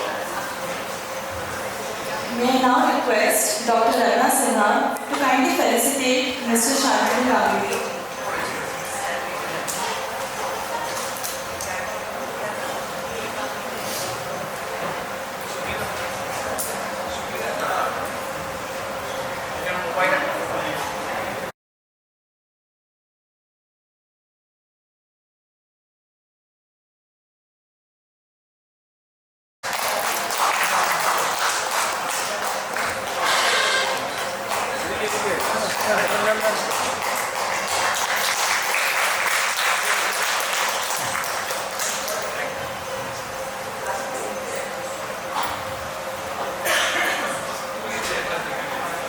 Performance Management 2.0. The panel will focus on measuring what truly matters, moving beyond ratings and rituals to outcome contribution and continuous value creation. It's my pleasure to call on stage the moderator for the discussion, Dr. Chandrama Banerjee, Director and Co-founder of Unigro Solutions and XRI Arana with 20 plus years of experience in HR, OD and a respected executive coach and thought leader.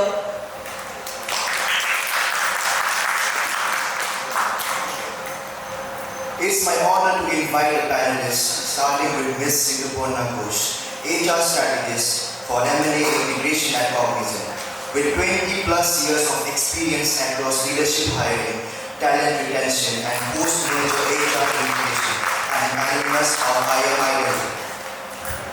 Our next panelist is Ms. Payal Mandal, Senior Manager People Consulting at EY and at XRI Arana, bringing strong experience across consulting and corporate roles with deep expertise in people strategy, L&D, competency frameworks, and organization transformation.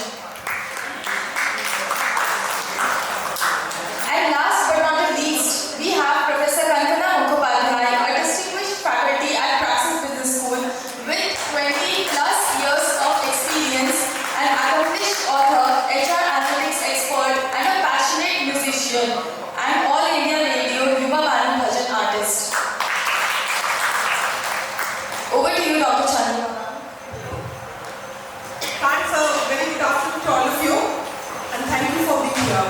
It's not easy Sunday afternoon, so we promise you two things. We will not bore you, we will be on time, and the third thing, we will try to give you some insight, because not from me, but here, I have the privilege to be a moderator for this August panelists. They are really good in what they do, and they are my good friends.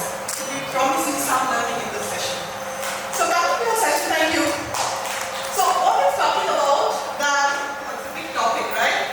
Performance Management 2.0, measuring what truly matters, moving beyond ritual rating to outcome contribution and continuous value creation. Good to see all this. Where are we right now? It's important to know that. Next month of March, I am going to narrate one situation all of you have come across. Boardroom, closed, CXO, CHRO, CEO, very busy in a discussion. 15 names on the screen, 15 top leaders are reduced to, careers are reduced to decimal. 3.4, 3.6, 3.5. Right? This is the a present. So what are we doing? We are reducing career to decimals, right? And so hours of discussion, people are exhausted and they are relieved in a way that calibration for the year is over. It's a big sigh of relief, okay? They come out 6 months down the line, 2 projects are not running on time, 2 top performers have resigned, and there are huge client escalation. In that situation, how many of the top leaders will get into that situation, get into a review and say, possibly BMS rating did not give us the right picture? How many of us say that? Many of the HR leaders are sitting here. Do we say that? What relevance does it really have? That rather than an illusion of control, right? Take another situation. Company is doing well, is growing well, new clients are coming, things are going great. How many of the CEOs look at the P&L and say, we did a great job in calculation? How many of the CEOs say that, right? Are we losing relevance? It's a question we need to ask today. Are we losing relevance? See, let's ask an uncomfortable question. And here, that's why we are here today, to ask uncomfortable questions. See, we are at a time where the business cycle is moving much faster than the performance cycle. Work is happening in cross-function. And values are created in moments and not in months. And here we are talking about a PMS in most of the organizations today, barring a few exceptions, which are doing post-mortem of whatever we have done, right? And we are encouraging stability and nothing but stability. To me, it's an illusion of control, and we are encouraging. Right from the morning, Kamal said one thing very clearly. If only one shift is required, is from stability to adaptability. But presently what we are doing through our current performance management system, we are doing nothing. We are assuming that stability is guaranteed. Are you with me? We are assuming so. Most of the organization, maybe some of the organization doing differently, but mostly we are assuming that stability is guaranteed. Nobody, you go to a board, what question does the board ask? How it is executed? What value have you created? What's the leadership pipeline? What talents are you building? Okay? What risk have you mitigated? These are the questions. No board is going to ask you, what was the average performance rating this year? So in this situation, this is the present situation in most of the organizations in India. In this present situation, let's move forward. I'm not saying we are not doing any good job, but it's happening only in pockets. So let's understand what is happening. So with that, I'm going to explore the topic by asking questions to all of you. Is that okay? So Riturana, if I may ask you, and this is where we want to go. We want to move beyond visual. Today we are doing PMS is a very expensive visual today. In today's organization, it's a very expensive visual. What value it is adding in terms of business outcome and people capability, we are not too sure about that, right? So my first question to you is that performance management has become a ritual and not a value creator. What's your view on this statement? Thank you, Dr. Chandra. Thank you, Praxis and HR Network. Before I get started with my news, I'm beginning to develop a bond with Praxis 5 times here already. Thank you, Chandra. And it's always a very, very stimulating, engaging conversation when we have Dr. Chandra as a moderator. So I'm glad I'm here in this panel. Alright, so before I really respond to my question, I'd like to just break down some of these words, in a sentence. Performance management. How do we define performance? What is performance? As is commonly understood in the Bureau of Operates, performance management is a system, and we talked about the performance management cycle, right? Performance, in very simple terms, means how am I doing what I am doing for the assigned job at that point in time. That's what performance is. Okay, corporates. Let's look at sports. What is performance? So if you have key performance indicators as execution excellence, does that mean much? It doesn't mean much, because how a particular person, it's not about a human competency. It's about how you apply that competency in that assessment year for the task in hand. That's what it is. So coming directly to your question, I think it's time, most organizations have started doing this already. We are moving away from a very traditional compliance-based annual review, because performance, and I would like to probably take the liberty of changing this term from performance management to performance enablement, right? Because when you say review, you're only focusing on past performance. As opposed to that, performance needs to be reviewed real-time basis, continuously, and as a developmental feedback. I was listening to the earlier panel, but Chandra himself mentioned that when he's talking about his family and IT projects, in our kind of industry, I think by and large in the ITES organizations, people work on projects. Mobility is, talent mobility is a phenomenon. So you move on from one project to the other, different domains. How do you then ensure that you're doing a good job of evaluating that person's contribution to the organization when in that year that person could have done multiple things? Yeah? So another thing is we do not, it's also in this era, we spoke about AI and that, it's very important to leverage technology in performance management or enablement, like I have to call it. How are we really looking at predictive analysis? Are we looking at data to capture granular insights for decision making? Are we doing all that? Because granular insights are very important in this kind of VUCA economy, we are in a gig economy. And the last thing I think I would want to say about performance management is creating value or not. I don't know how many HR practitioners in the room we have, but I think most of them are going to love it. Performance management is not a HR process. HR can own the philosophy of performance of an organization. Performance is driven by managers. So too many times we hear people saying, let's say we have in our organization a 5-point rating scale. I would like everybody to be a rating 5. HR has brought it down because of the normal curve. HR has force-fitted you. No, we need managers to be accountable for the performance of their own teams. I'd like to sort of just start with that. So maybe a humble suggestion, next time when we have a management as a panel, it should be a part of an HR, it shouldn't be a part of an HR forum, maybe we should also have it as part of a business forum. That's amazing, Ritpurna. I mean, nothing can be more true than that. And I would like to that thing that the day to come where the line managers take responsibility of calibration and it's my call and not HR's call. Let's hope for that day to come.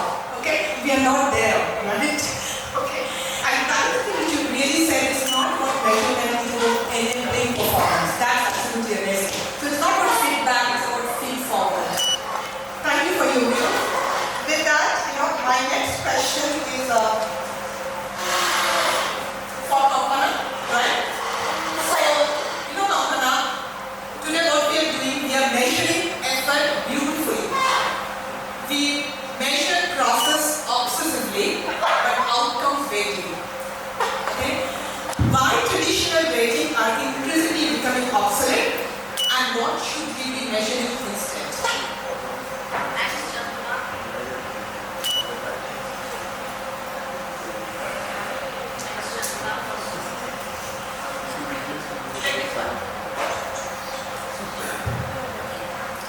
Thanks, Chandra, for asking this question. This is a wonderful question.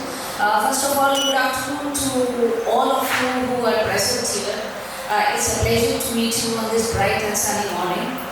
It's afternoon, of course, and to answer to Chandruna's question, why traditional rating systems are getting obsolete? That's a very valid question. Because these traditional rating systems are actually past-oriented and process-driven. So what happens is, performance is not a full part of the story. Because if you only measure performance, then we are losing out something. What is that something? Slowly, organizations are realizing that only measuring performance is not enough. If you ask the best of the CEOs across the world, if you check with the best of the business leaders, I have seen a lot of business leaders interviews when they are asked that what is the importance of human resources, they will tell you that you just take away 5 to 10% of our top performers and we will be kind of destroyed. If not destroyed, it will impact our revenue very strongly. So what matters is not performance, because in that case the other employees are also performing. So performance is not the full part of the story. Something we need to measure which is beyond that, right? And what we need to measure basically is employees' contribution. That's what Ritu has said. And that contribution should lead to the attainment of the business goal. If that is not happening, then the organization is not growing. Now, how to make sure that employees are contributing, not only performing? For that, you need employees' involvement. And to instill that sense of involvement in the employees, I think if I get to the second part of your question, the organizations need to come up with certain other measures like job involvement, employee engagement, and also organizational citizenship behavior. We all have seen Tokyo Olympics, and we have seen that right after the games are over, when the audience design and implement performance management. Due to that, we had to do many benchmarking studies, many global practices we needed to understand to see where the organizations are moving in terms of performance management. And what everyone rightly pointed out, I think there has been a shift in the performance management evaluation from force rating. So many organizations are moving away from force rating. So let me give you a very consultant-friendly answer that whether organization should move away from force rating, it depends, I would say. Now what it depends on? It depends on many factors. So one is definitely the organization's intent. What is the way of working in the organization? Because we can't say one size fits all. So there are different ways of working in different organizations. Then what is the employee and the manager maturity to handle performance management moving away from force ratings? Because we are very much used to rating systems, like the rating, ranking, evaluation systems. So are the managers and the employees mature enough? Are the managers empowered enough so that we can handle that? But before that, before we come to rating, I think one thing that Chandrika touched upon is the rigor in goal setting. So once the goal setting is done properly, I think much of the rating or evaluation task becomes easier.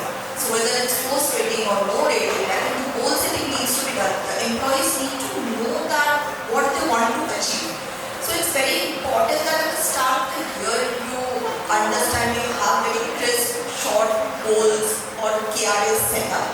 And then those are cascaded. So the employees at the end of the year should also know what are the organizational objectives. It should be cascaded to departmental objectives and then to individual KRAs. And obviously, let me not talk about just KRAs. There are many other forms of goals and things that are coming out like KRAs. Coming back to the force rating, what we have seen is that most of the IT-based or product or knowledge-based organizations, they tend to move away from force ratings. Reason being, again, the organization intent. Their organization intent is more like they want to focus more on collaboration, project work. Their work is not just individual. There are a lot of interdependence, a lot of project work. So their force rating might become very counterproductive because it will discourage the knowledge sharing. So it makes sense for them to move away. But however, if we see some Indian manufacturing or sales organizations where the goals are pretty straightforward, you can have pretty objective goals that how many units are you producing, how many units are you selling out, what are the number of defects. So in that objective kind of goal setting, I think rating still makes sense because that's how you'll be able to individually incentivize each and every employee to kind of perform better and achieve better in the organization. One more important aspect, even within geographies also, so this was a sectoral difference. Even within geographies, we see a lot of US, European companies are moving away from force rating, reason being that their managers are empowered to take decisions, and the shift is more on career development rather than just giving out or handing bonuses at the end of the performance ratings. So that's the focus that they want to move towards, like career development, how you build good individual development plans. So hence rating doesn't make sense to them to a great extent. However, we have seen many Indian organizations actually have removed bell curve in the front end, but at the back end they're still retaining bell curve in some form or the other. Recently, ultimately will have to kind of distribute their bonuses in some form. So there has been organizations which have come back and said, we'll retain bell curve. So while their front end they might have removed, but back end they have retained. So instead of asking the question to the organizations that do you remove post ratings, I think the question to ask is more that do you have that enough rigor in goal setting? Are your managers, are your employees mature enough? And does your way of working kind of support that you can have a fair and transparent and effective performance management kind of the post rating? That's very interesting, and I always like to know your views because we work with so many organizations. Thank you for giving that from what is happening with IT to manufacturing. But what you have mentioned is very important. It's the mindset of the people have to take, the leaders have to change. What Mr. Panda was talking about, it's not an HR process. It's a line manager's prerogative to do that, right? It's my people. I need to know how to multiply their managers need to own stuff. And the important thing which you said is that if you have to move from effort to outcome, from compliance to courage and learning velocity, the kind of things which we are talking about, managers, the way they do at present, in absence of any other word, may call it enabling discussion, actually they need to move from at present to an enabling discussion. Managers today are judges, they are scorekeepers, possibly a shift is required to become a value coach, right? And my question comes to you there, right? And my question, the other day I met a young guy, he's a great manager in one of the manufacturing companies, and he said, quote unquote, he said, my job is not rating performance but multiplying it. It was music to my ears, amazing, right? So my question to you is that, what new capabilities are the organization expecting from the managers in PMS 2.0? How do we measure manager effectiveness in a coaching-driven performance culture? Alright, the question is too prompt, and it's not simple. So let me start by saying, I think the first and foremost job of a manager in the entire performance process is to create and inculcate a high performance culture. Now, what is culture? Culture is not very palpable. What does it mean to create that performance culture? You mentioned goal setting, and I'd like to really draw a parallel again with sports, because when it comes to performance, I think sports, no other industry can be on it, teaches you as much about performance as sports does. Imagine you being one of the best fast bowlers in the world. Your delivery is perfect in terms of line and leg, but your success actually depends on that man who's in the outfield and his ability to pick that catch. Okay? So when you are a manager and you're talking about performance and setting, are you the goals that you're setting, do they have a sense of shared purpose? Because if a manager is only focusing on what have you delivered, then you go back to the effort and not the outcome. Are you really connecting individual behaviors, not what you're delivering, behaviors to organizational culture? And let me give you a few examples here. So again, in our kind of industry, it's very client-centric. Problem solving, resolution, responsiveness. These are behaviors that are critical success factors. Organizations where there is a lot of ambiguity, many organizations today are passing through that, right? These are the overall ecosystem. Resilience. Are you really connecting individual behaviors to that? Are you also identifying critical skill gaps? In the previous session, when we were talking about careers, we talked about how it's important to sort of unlearn, then be able to relearn.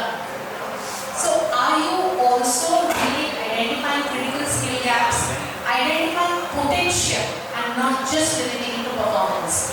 So we all talked about, we all are aware of, intelligence quotient, emotional quotient. I think we moved away, and that's why leadership coaching also comes into play. We moved away from even emotional intelligence, emotional quotient to something called adaptability quotient. So, how adaptable are you? How adaptable are you making the team, creating and fostering that culture? I think these are the expectations of managers and performance. Absolutely. Thank you so much. Yes, absolutely, Rituparna. We are moving towards a coaching-driven performance discussion. It is no more appraisal, it is no more rating. It's a coaching-driven performance discussion. And I'm not too sure today, I think we have a long way to go where the line managers learn to have a deeper dialogue. When the question is not what's the outcome, what is the number which you have achieved, the question is that what's the value which you have unlocked? Okay? What is the impact which you have created?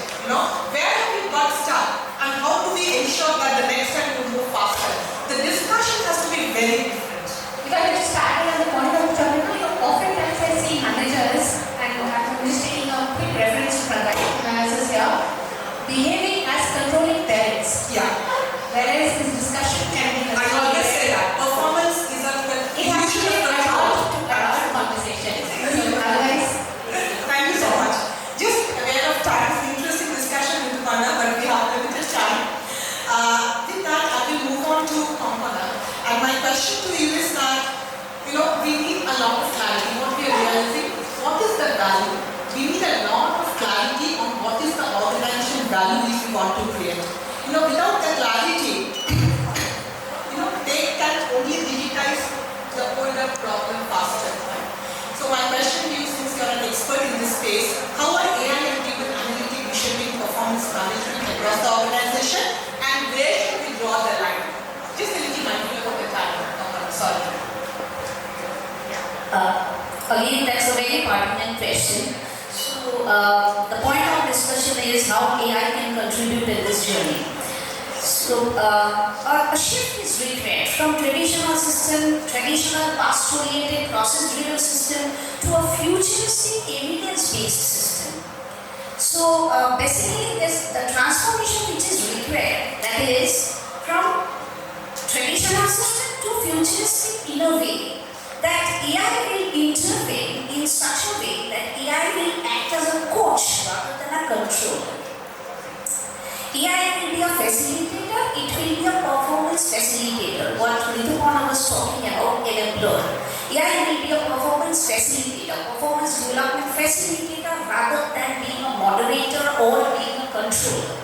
So let me give you an example. Suppose at the end of the annual review, a manager is giving a feedback to an employee that you have done well, but you need to be more proactive. That's a very vague kind of a feedback.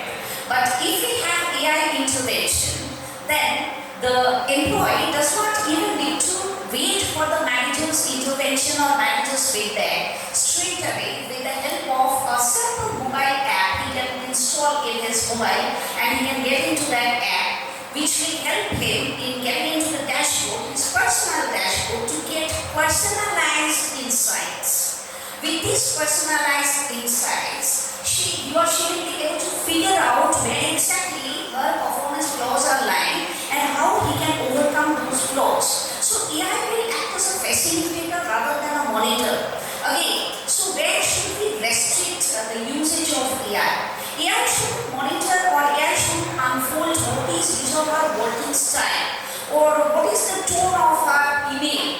Rather, AI should come up with evidence-based, very personalized, constructive feedback which the person can work upon and develop his skill sets so as to make sure that with his or her performance he is contributing not only to his job role but also to the business role. That's amazing. AI as an enabler, right? Yeah. Thank you so much for the insight, Kampana. You are an expert in the field, you are doing a lot of job. Yesterday also had a great program. Thanks. There are a lot of participants came there, I know that. But thank you for the insights. With that, I come to you and would like to ask you from your consulting experience, what are high-performing organizations across sectors doing differently for value creation in performance management system?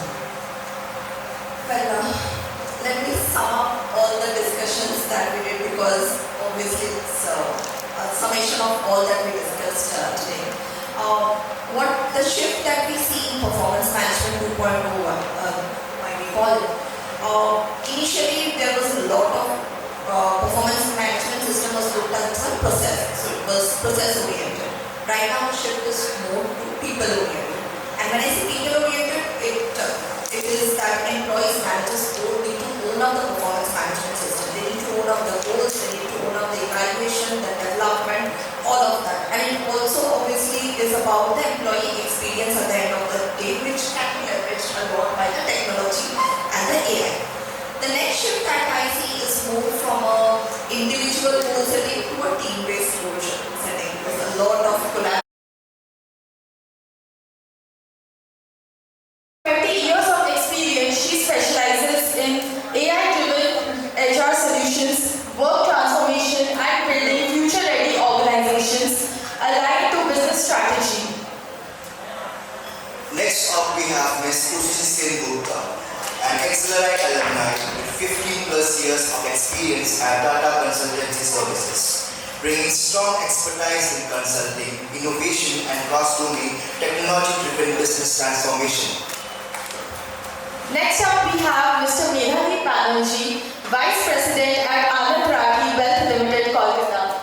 With close to 2 decades of experience in wealth management and financial services, he has held leadership roles across institutions such as ICICI Bank, IndusInd Bank, and ICICI Securities.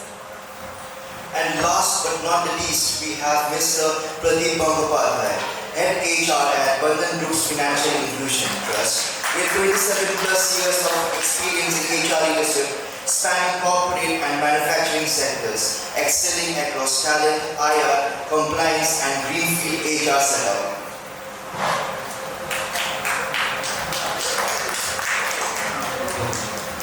Over to you, Dr. Prithvish Mukherjee, sir. Good afternoon, and thanks for waiting patiently while I know that lunch is still visible there. Yes. So it's my pleasure to welcome all of you panelists who are here for this last session on AI. Now, AI is something it's very close to my heart. That's why I think they put me here. But people think of AI as a tool. Okay, I think it's much more than that. Okay, I have a word for it in real end. You see, if you look at the way AI and we are operating, it is a technology the kind of which we have never seen before. It is not like electricity, it is not like computer, it's something else. The closest analogy we can find is if you go back 100,000 years, when Neanderthals got pushed out by Cro-Magnons. It was a species which pushed another species away. Closer in time, say about 500 years ago, we saw Europeans arriving in the North America and almost wiping out a culture. Well, they were not physically killed like the Neanderthals, but nothing remains, frankly, of Native American culture. It's been completely taken over by the European culture. On the contrary, when the same Europeans came to India, well, we resisted. I don't know what all things we did. We were changed. I'm speaking English now. Okay, so we learned English from them, and we learned English and we fought back. That's the point. We learned English and we fought back. That's why we survived. And we are in a position to look at old blighty in the eye and tell them where to go. So you see, this is a clash of civilizations. AI is a new species on this planet. We are Homo sapiens, these are Neo sapiens. So it is not about AI, it's not about AI, software, GPT, it's a neo-sapiens. So you think of this neo-sapiens, think of them as the Portuguese or the British reaching Bengal, and what kind of action we have to do to keep this in mind.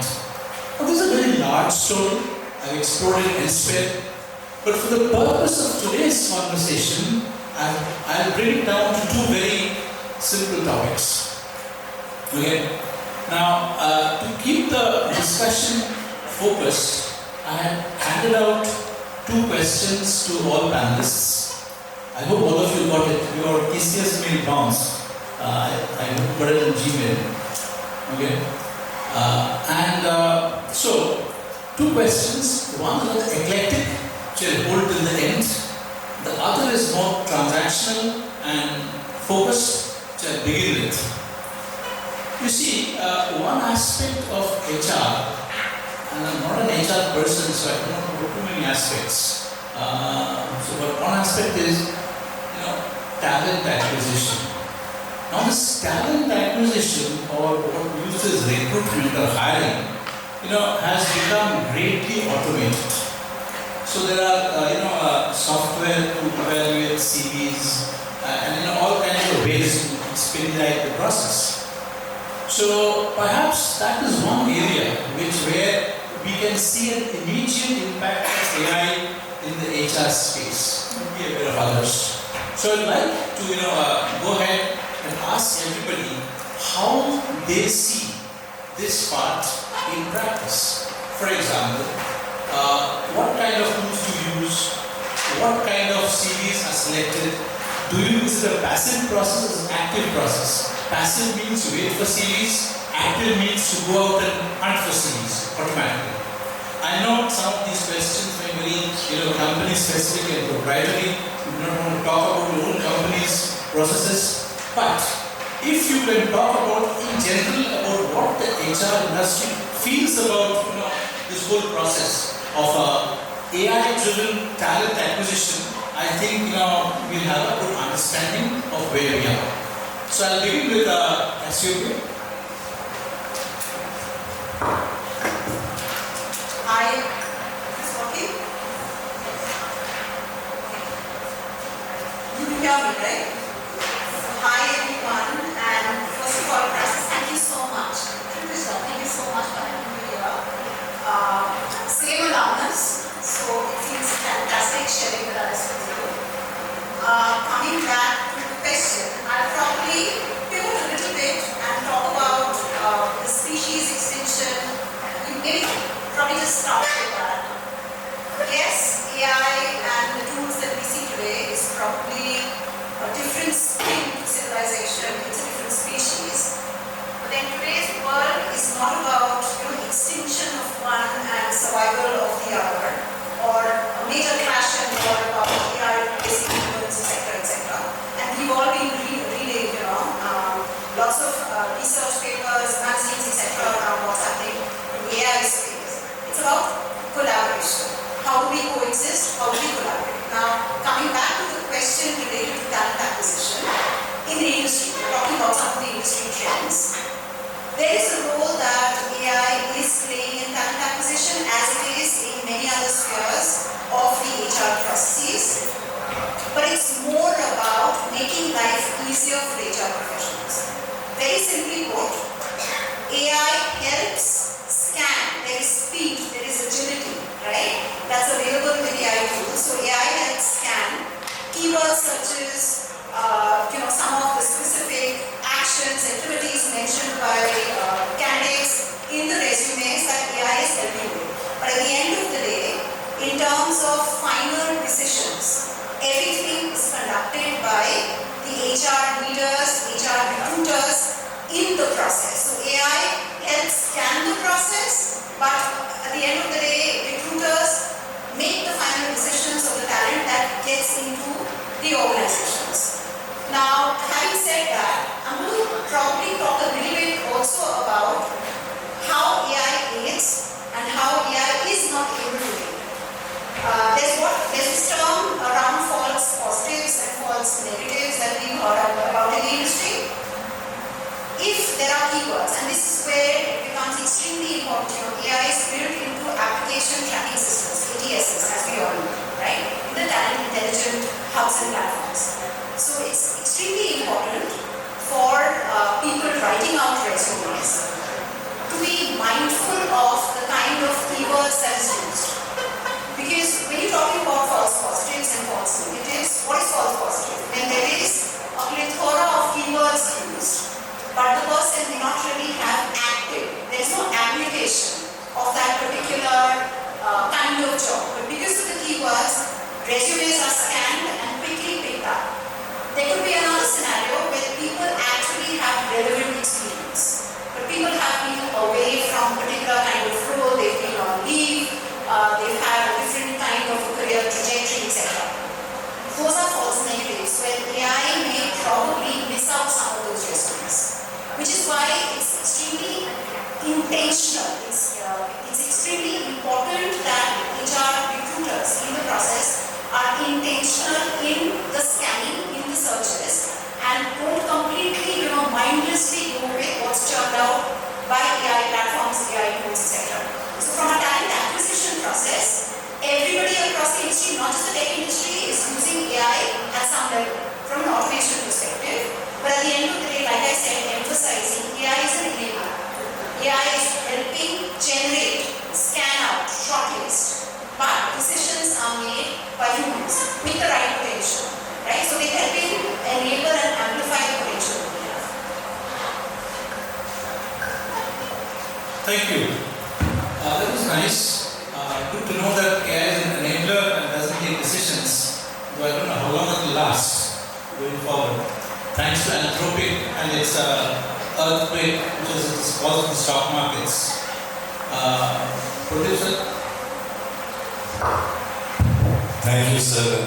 In fact, at the beginning, I would like to thank Praxis Business School and HL for organizing this symposium. Thank you so much. I think SUP has said much of what I was thinking of saying, because a couple of things let me tell you first. I have an experience of working in manufacturing and also in the services sector. We have been hearing this AI for the last 5, 6, 7 years. A lot, obviously, the HR practitioners for that matter and other people are also telling that AI has been an enabler facilitating the process, what SOPA was just telling a few minutes back. But ultimately, it's the human, it's ultimately the HR leaders who are deciding whom to take and whom not to take, whom to recruit and whom not to recruit. AI has facilitated in easing the burden of the selection and recruitment process to a considerable extent. But after that, there are question marks. Does AI, it's a question I leave to all of you. With AI, do you think that you will be able to select the right person for the right job? It's only the human intervention which will decide, which will create a difference. If you have 3 candidates shortlisted for the final position, and ultimately you need to take one person. We have been here. Okay, so let's start with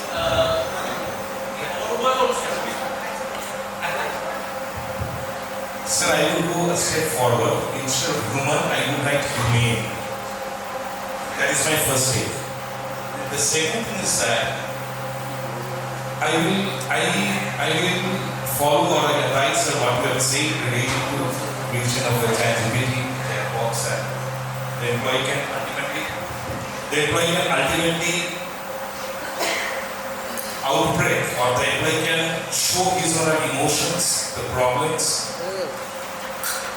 The system can also reciprocate with the answers which we are expecting.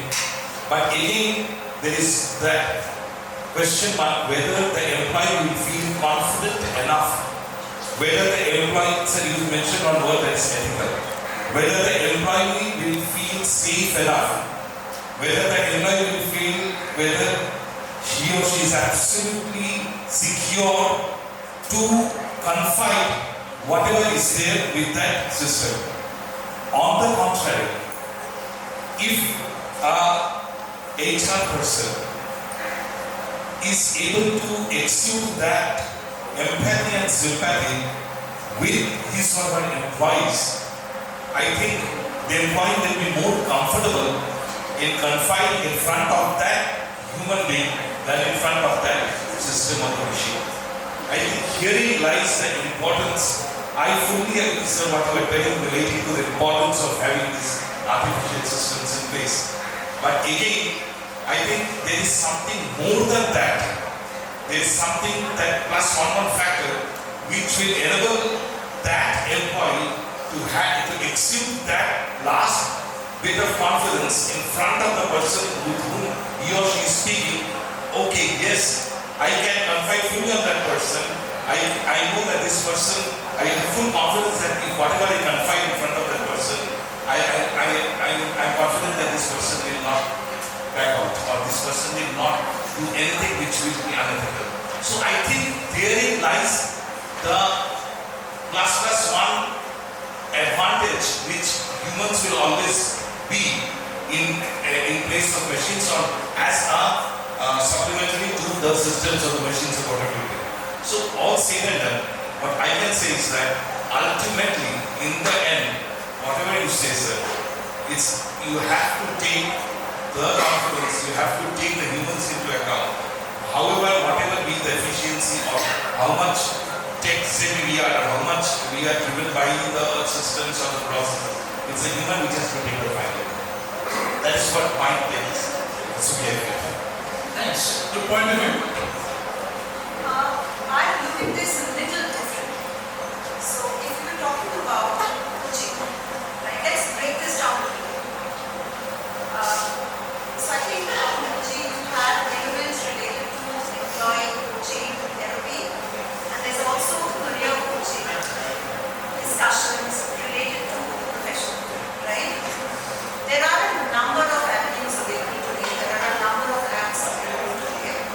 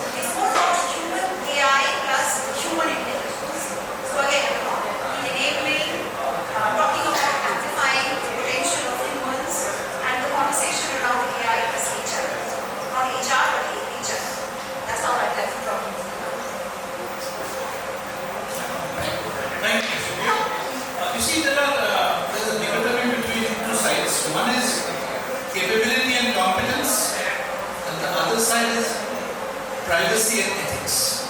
These are, two different things.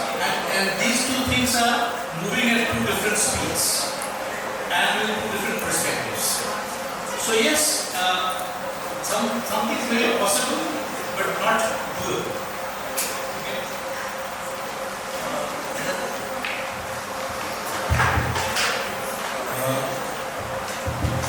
So there will be two sides to the coin. One is in terms of if AI is used as a chatbot, in terms of helping, coaching, bringing employee up. So what it essentially does is, if I would have independently gone to 10 people and 10 different consultants, the same value gets assimilated and is brought by a single chatbot or an element, so that I get the help of a lot of people together. So that is where a chatbot becomes relevant in terms of taking a person out, helping the person or certain aspects. But that is one side of it, and then it becomes very relevant also. Having said which, in an organization you will find a lot of people needing help and requiring help. It's something like a patient. For a patient, you would definitely need a doctor. And a doctor in AI they can do whatever, but they never will be a. So as a doctor, and if the person reaches out for help, and it is not only to HR, it is not only HR responsibility, business responsibility also, more so. So both of them can take care, act as a doctor, counsel, bring the person up. I think that becomes very essential. So both has its uses. Having said this, if the person really needs help, then the human intervention is extremely necessary.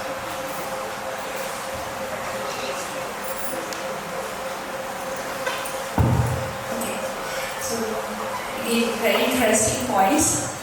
And maybe I would like to put forward a little bit different angle.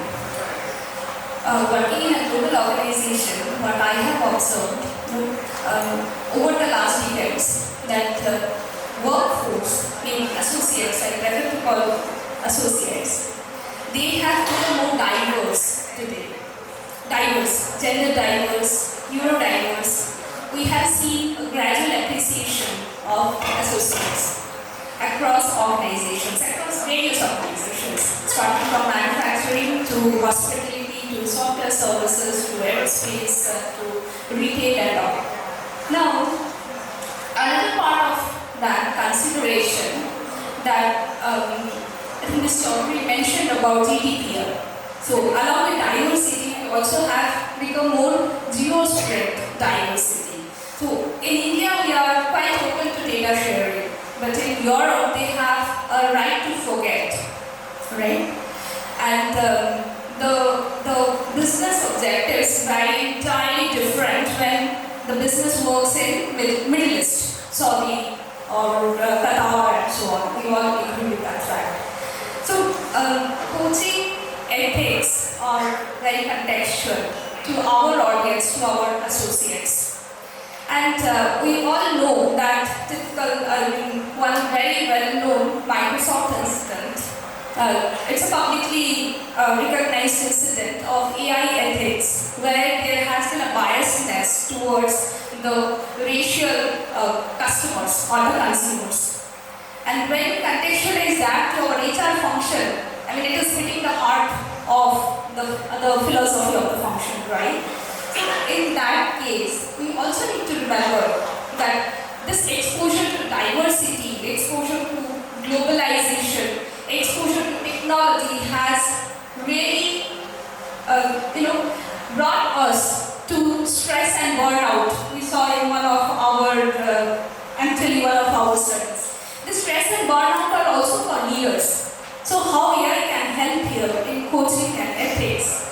Yes, AI can be the facilitator, that's all discussed, we all agreed. Now, let us remember, as a human being, if I feel like crying, I will always look for a shoulder. Or someone has lost close relatives of that person, my associate, will look for a compassion from my side, not from an AI agent. These are the very human facts, the factors, the dimensions of our associates. But you also need to remember, AI is a learning model. So from my function, or as I mentioned, the HR role has become more intrapreneurial. AI in human resources is still in a sandbox. And we need to learn. We need to learn and we need to validate. That is the more technical terms, it is more model engineering. Factoring the AI outcomes and see how much it is aligned to our business goals. Ultimately, we need to remember we are in corporates. The corporate is outcome oriented. Thank you. Thank you. Obviously, this discussion can never conclude and it can go on for a very long time. And my time has run out, so I'll stop here with one last observation. You see, I come from a hard programming background. Okay? In that sense, honestly, I feel more comfortable with machines than with men. Okay? So when he was talking about having a shoulder to cry on, I'd rather cry on a silicone shoulder than on a carbon shoulder. Thank you very much. Thanks everybody. And hope you had a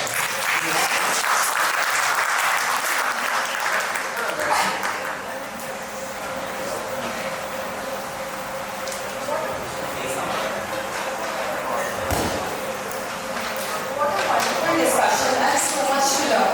I would now request our moderator, Dr. Praxis Business to come forward and hand over the memento to our eminent speakers. Let's hear the Congress as to be a Chaudhary.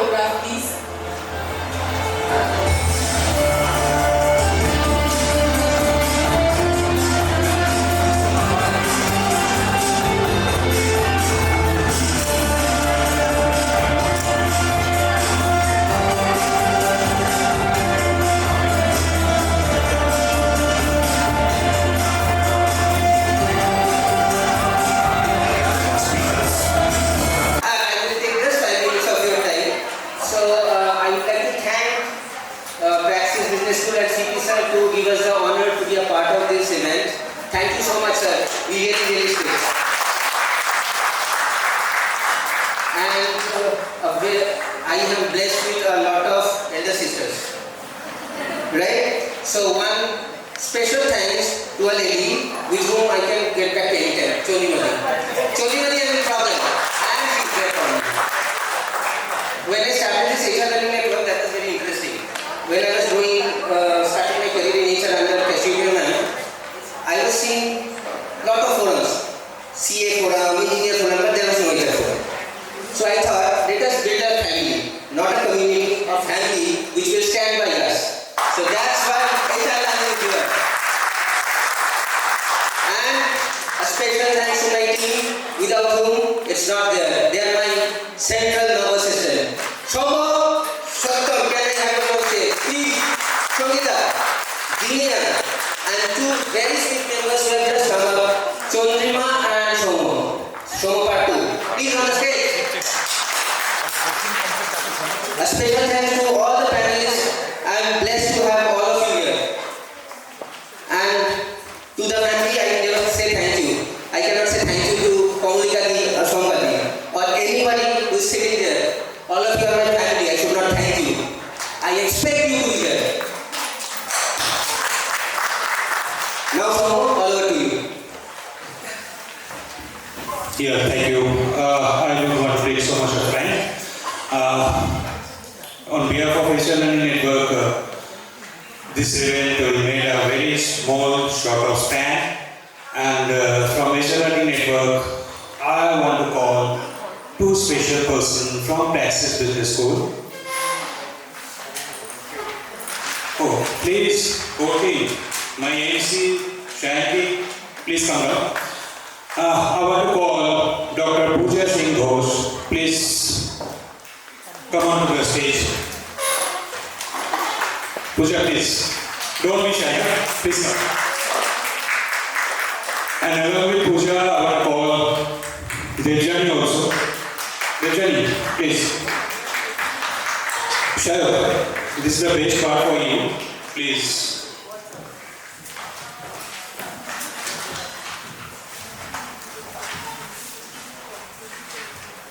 This is all the questions on my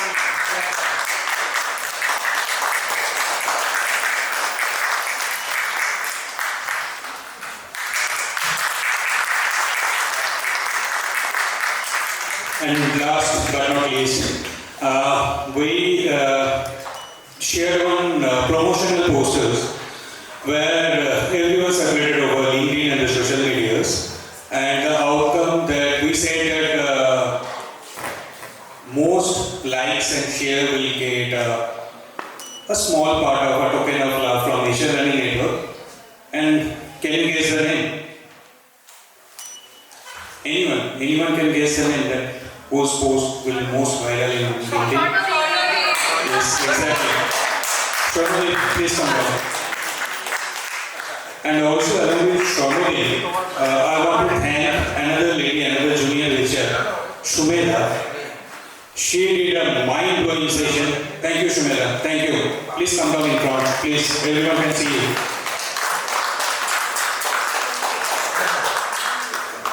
Thank you, Praxis Business School, and thanks to HR Learning Network and all the attendees, all the dignitaries, those who attended this beautiful session. Thank you very much.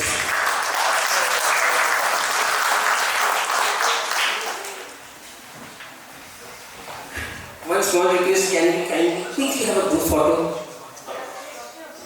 Pooja, can you help us to arrange that? Group photo, so how can we get? So, can we have all of them on the stage? So,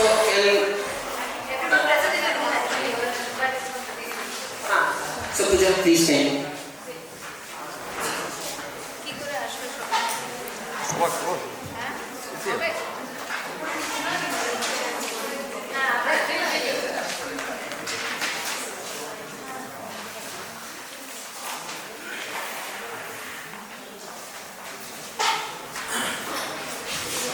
Sorry for the interruption. We'll hand over the prize to Shornadip in a special occasion, not today. Thank you.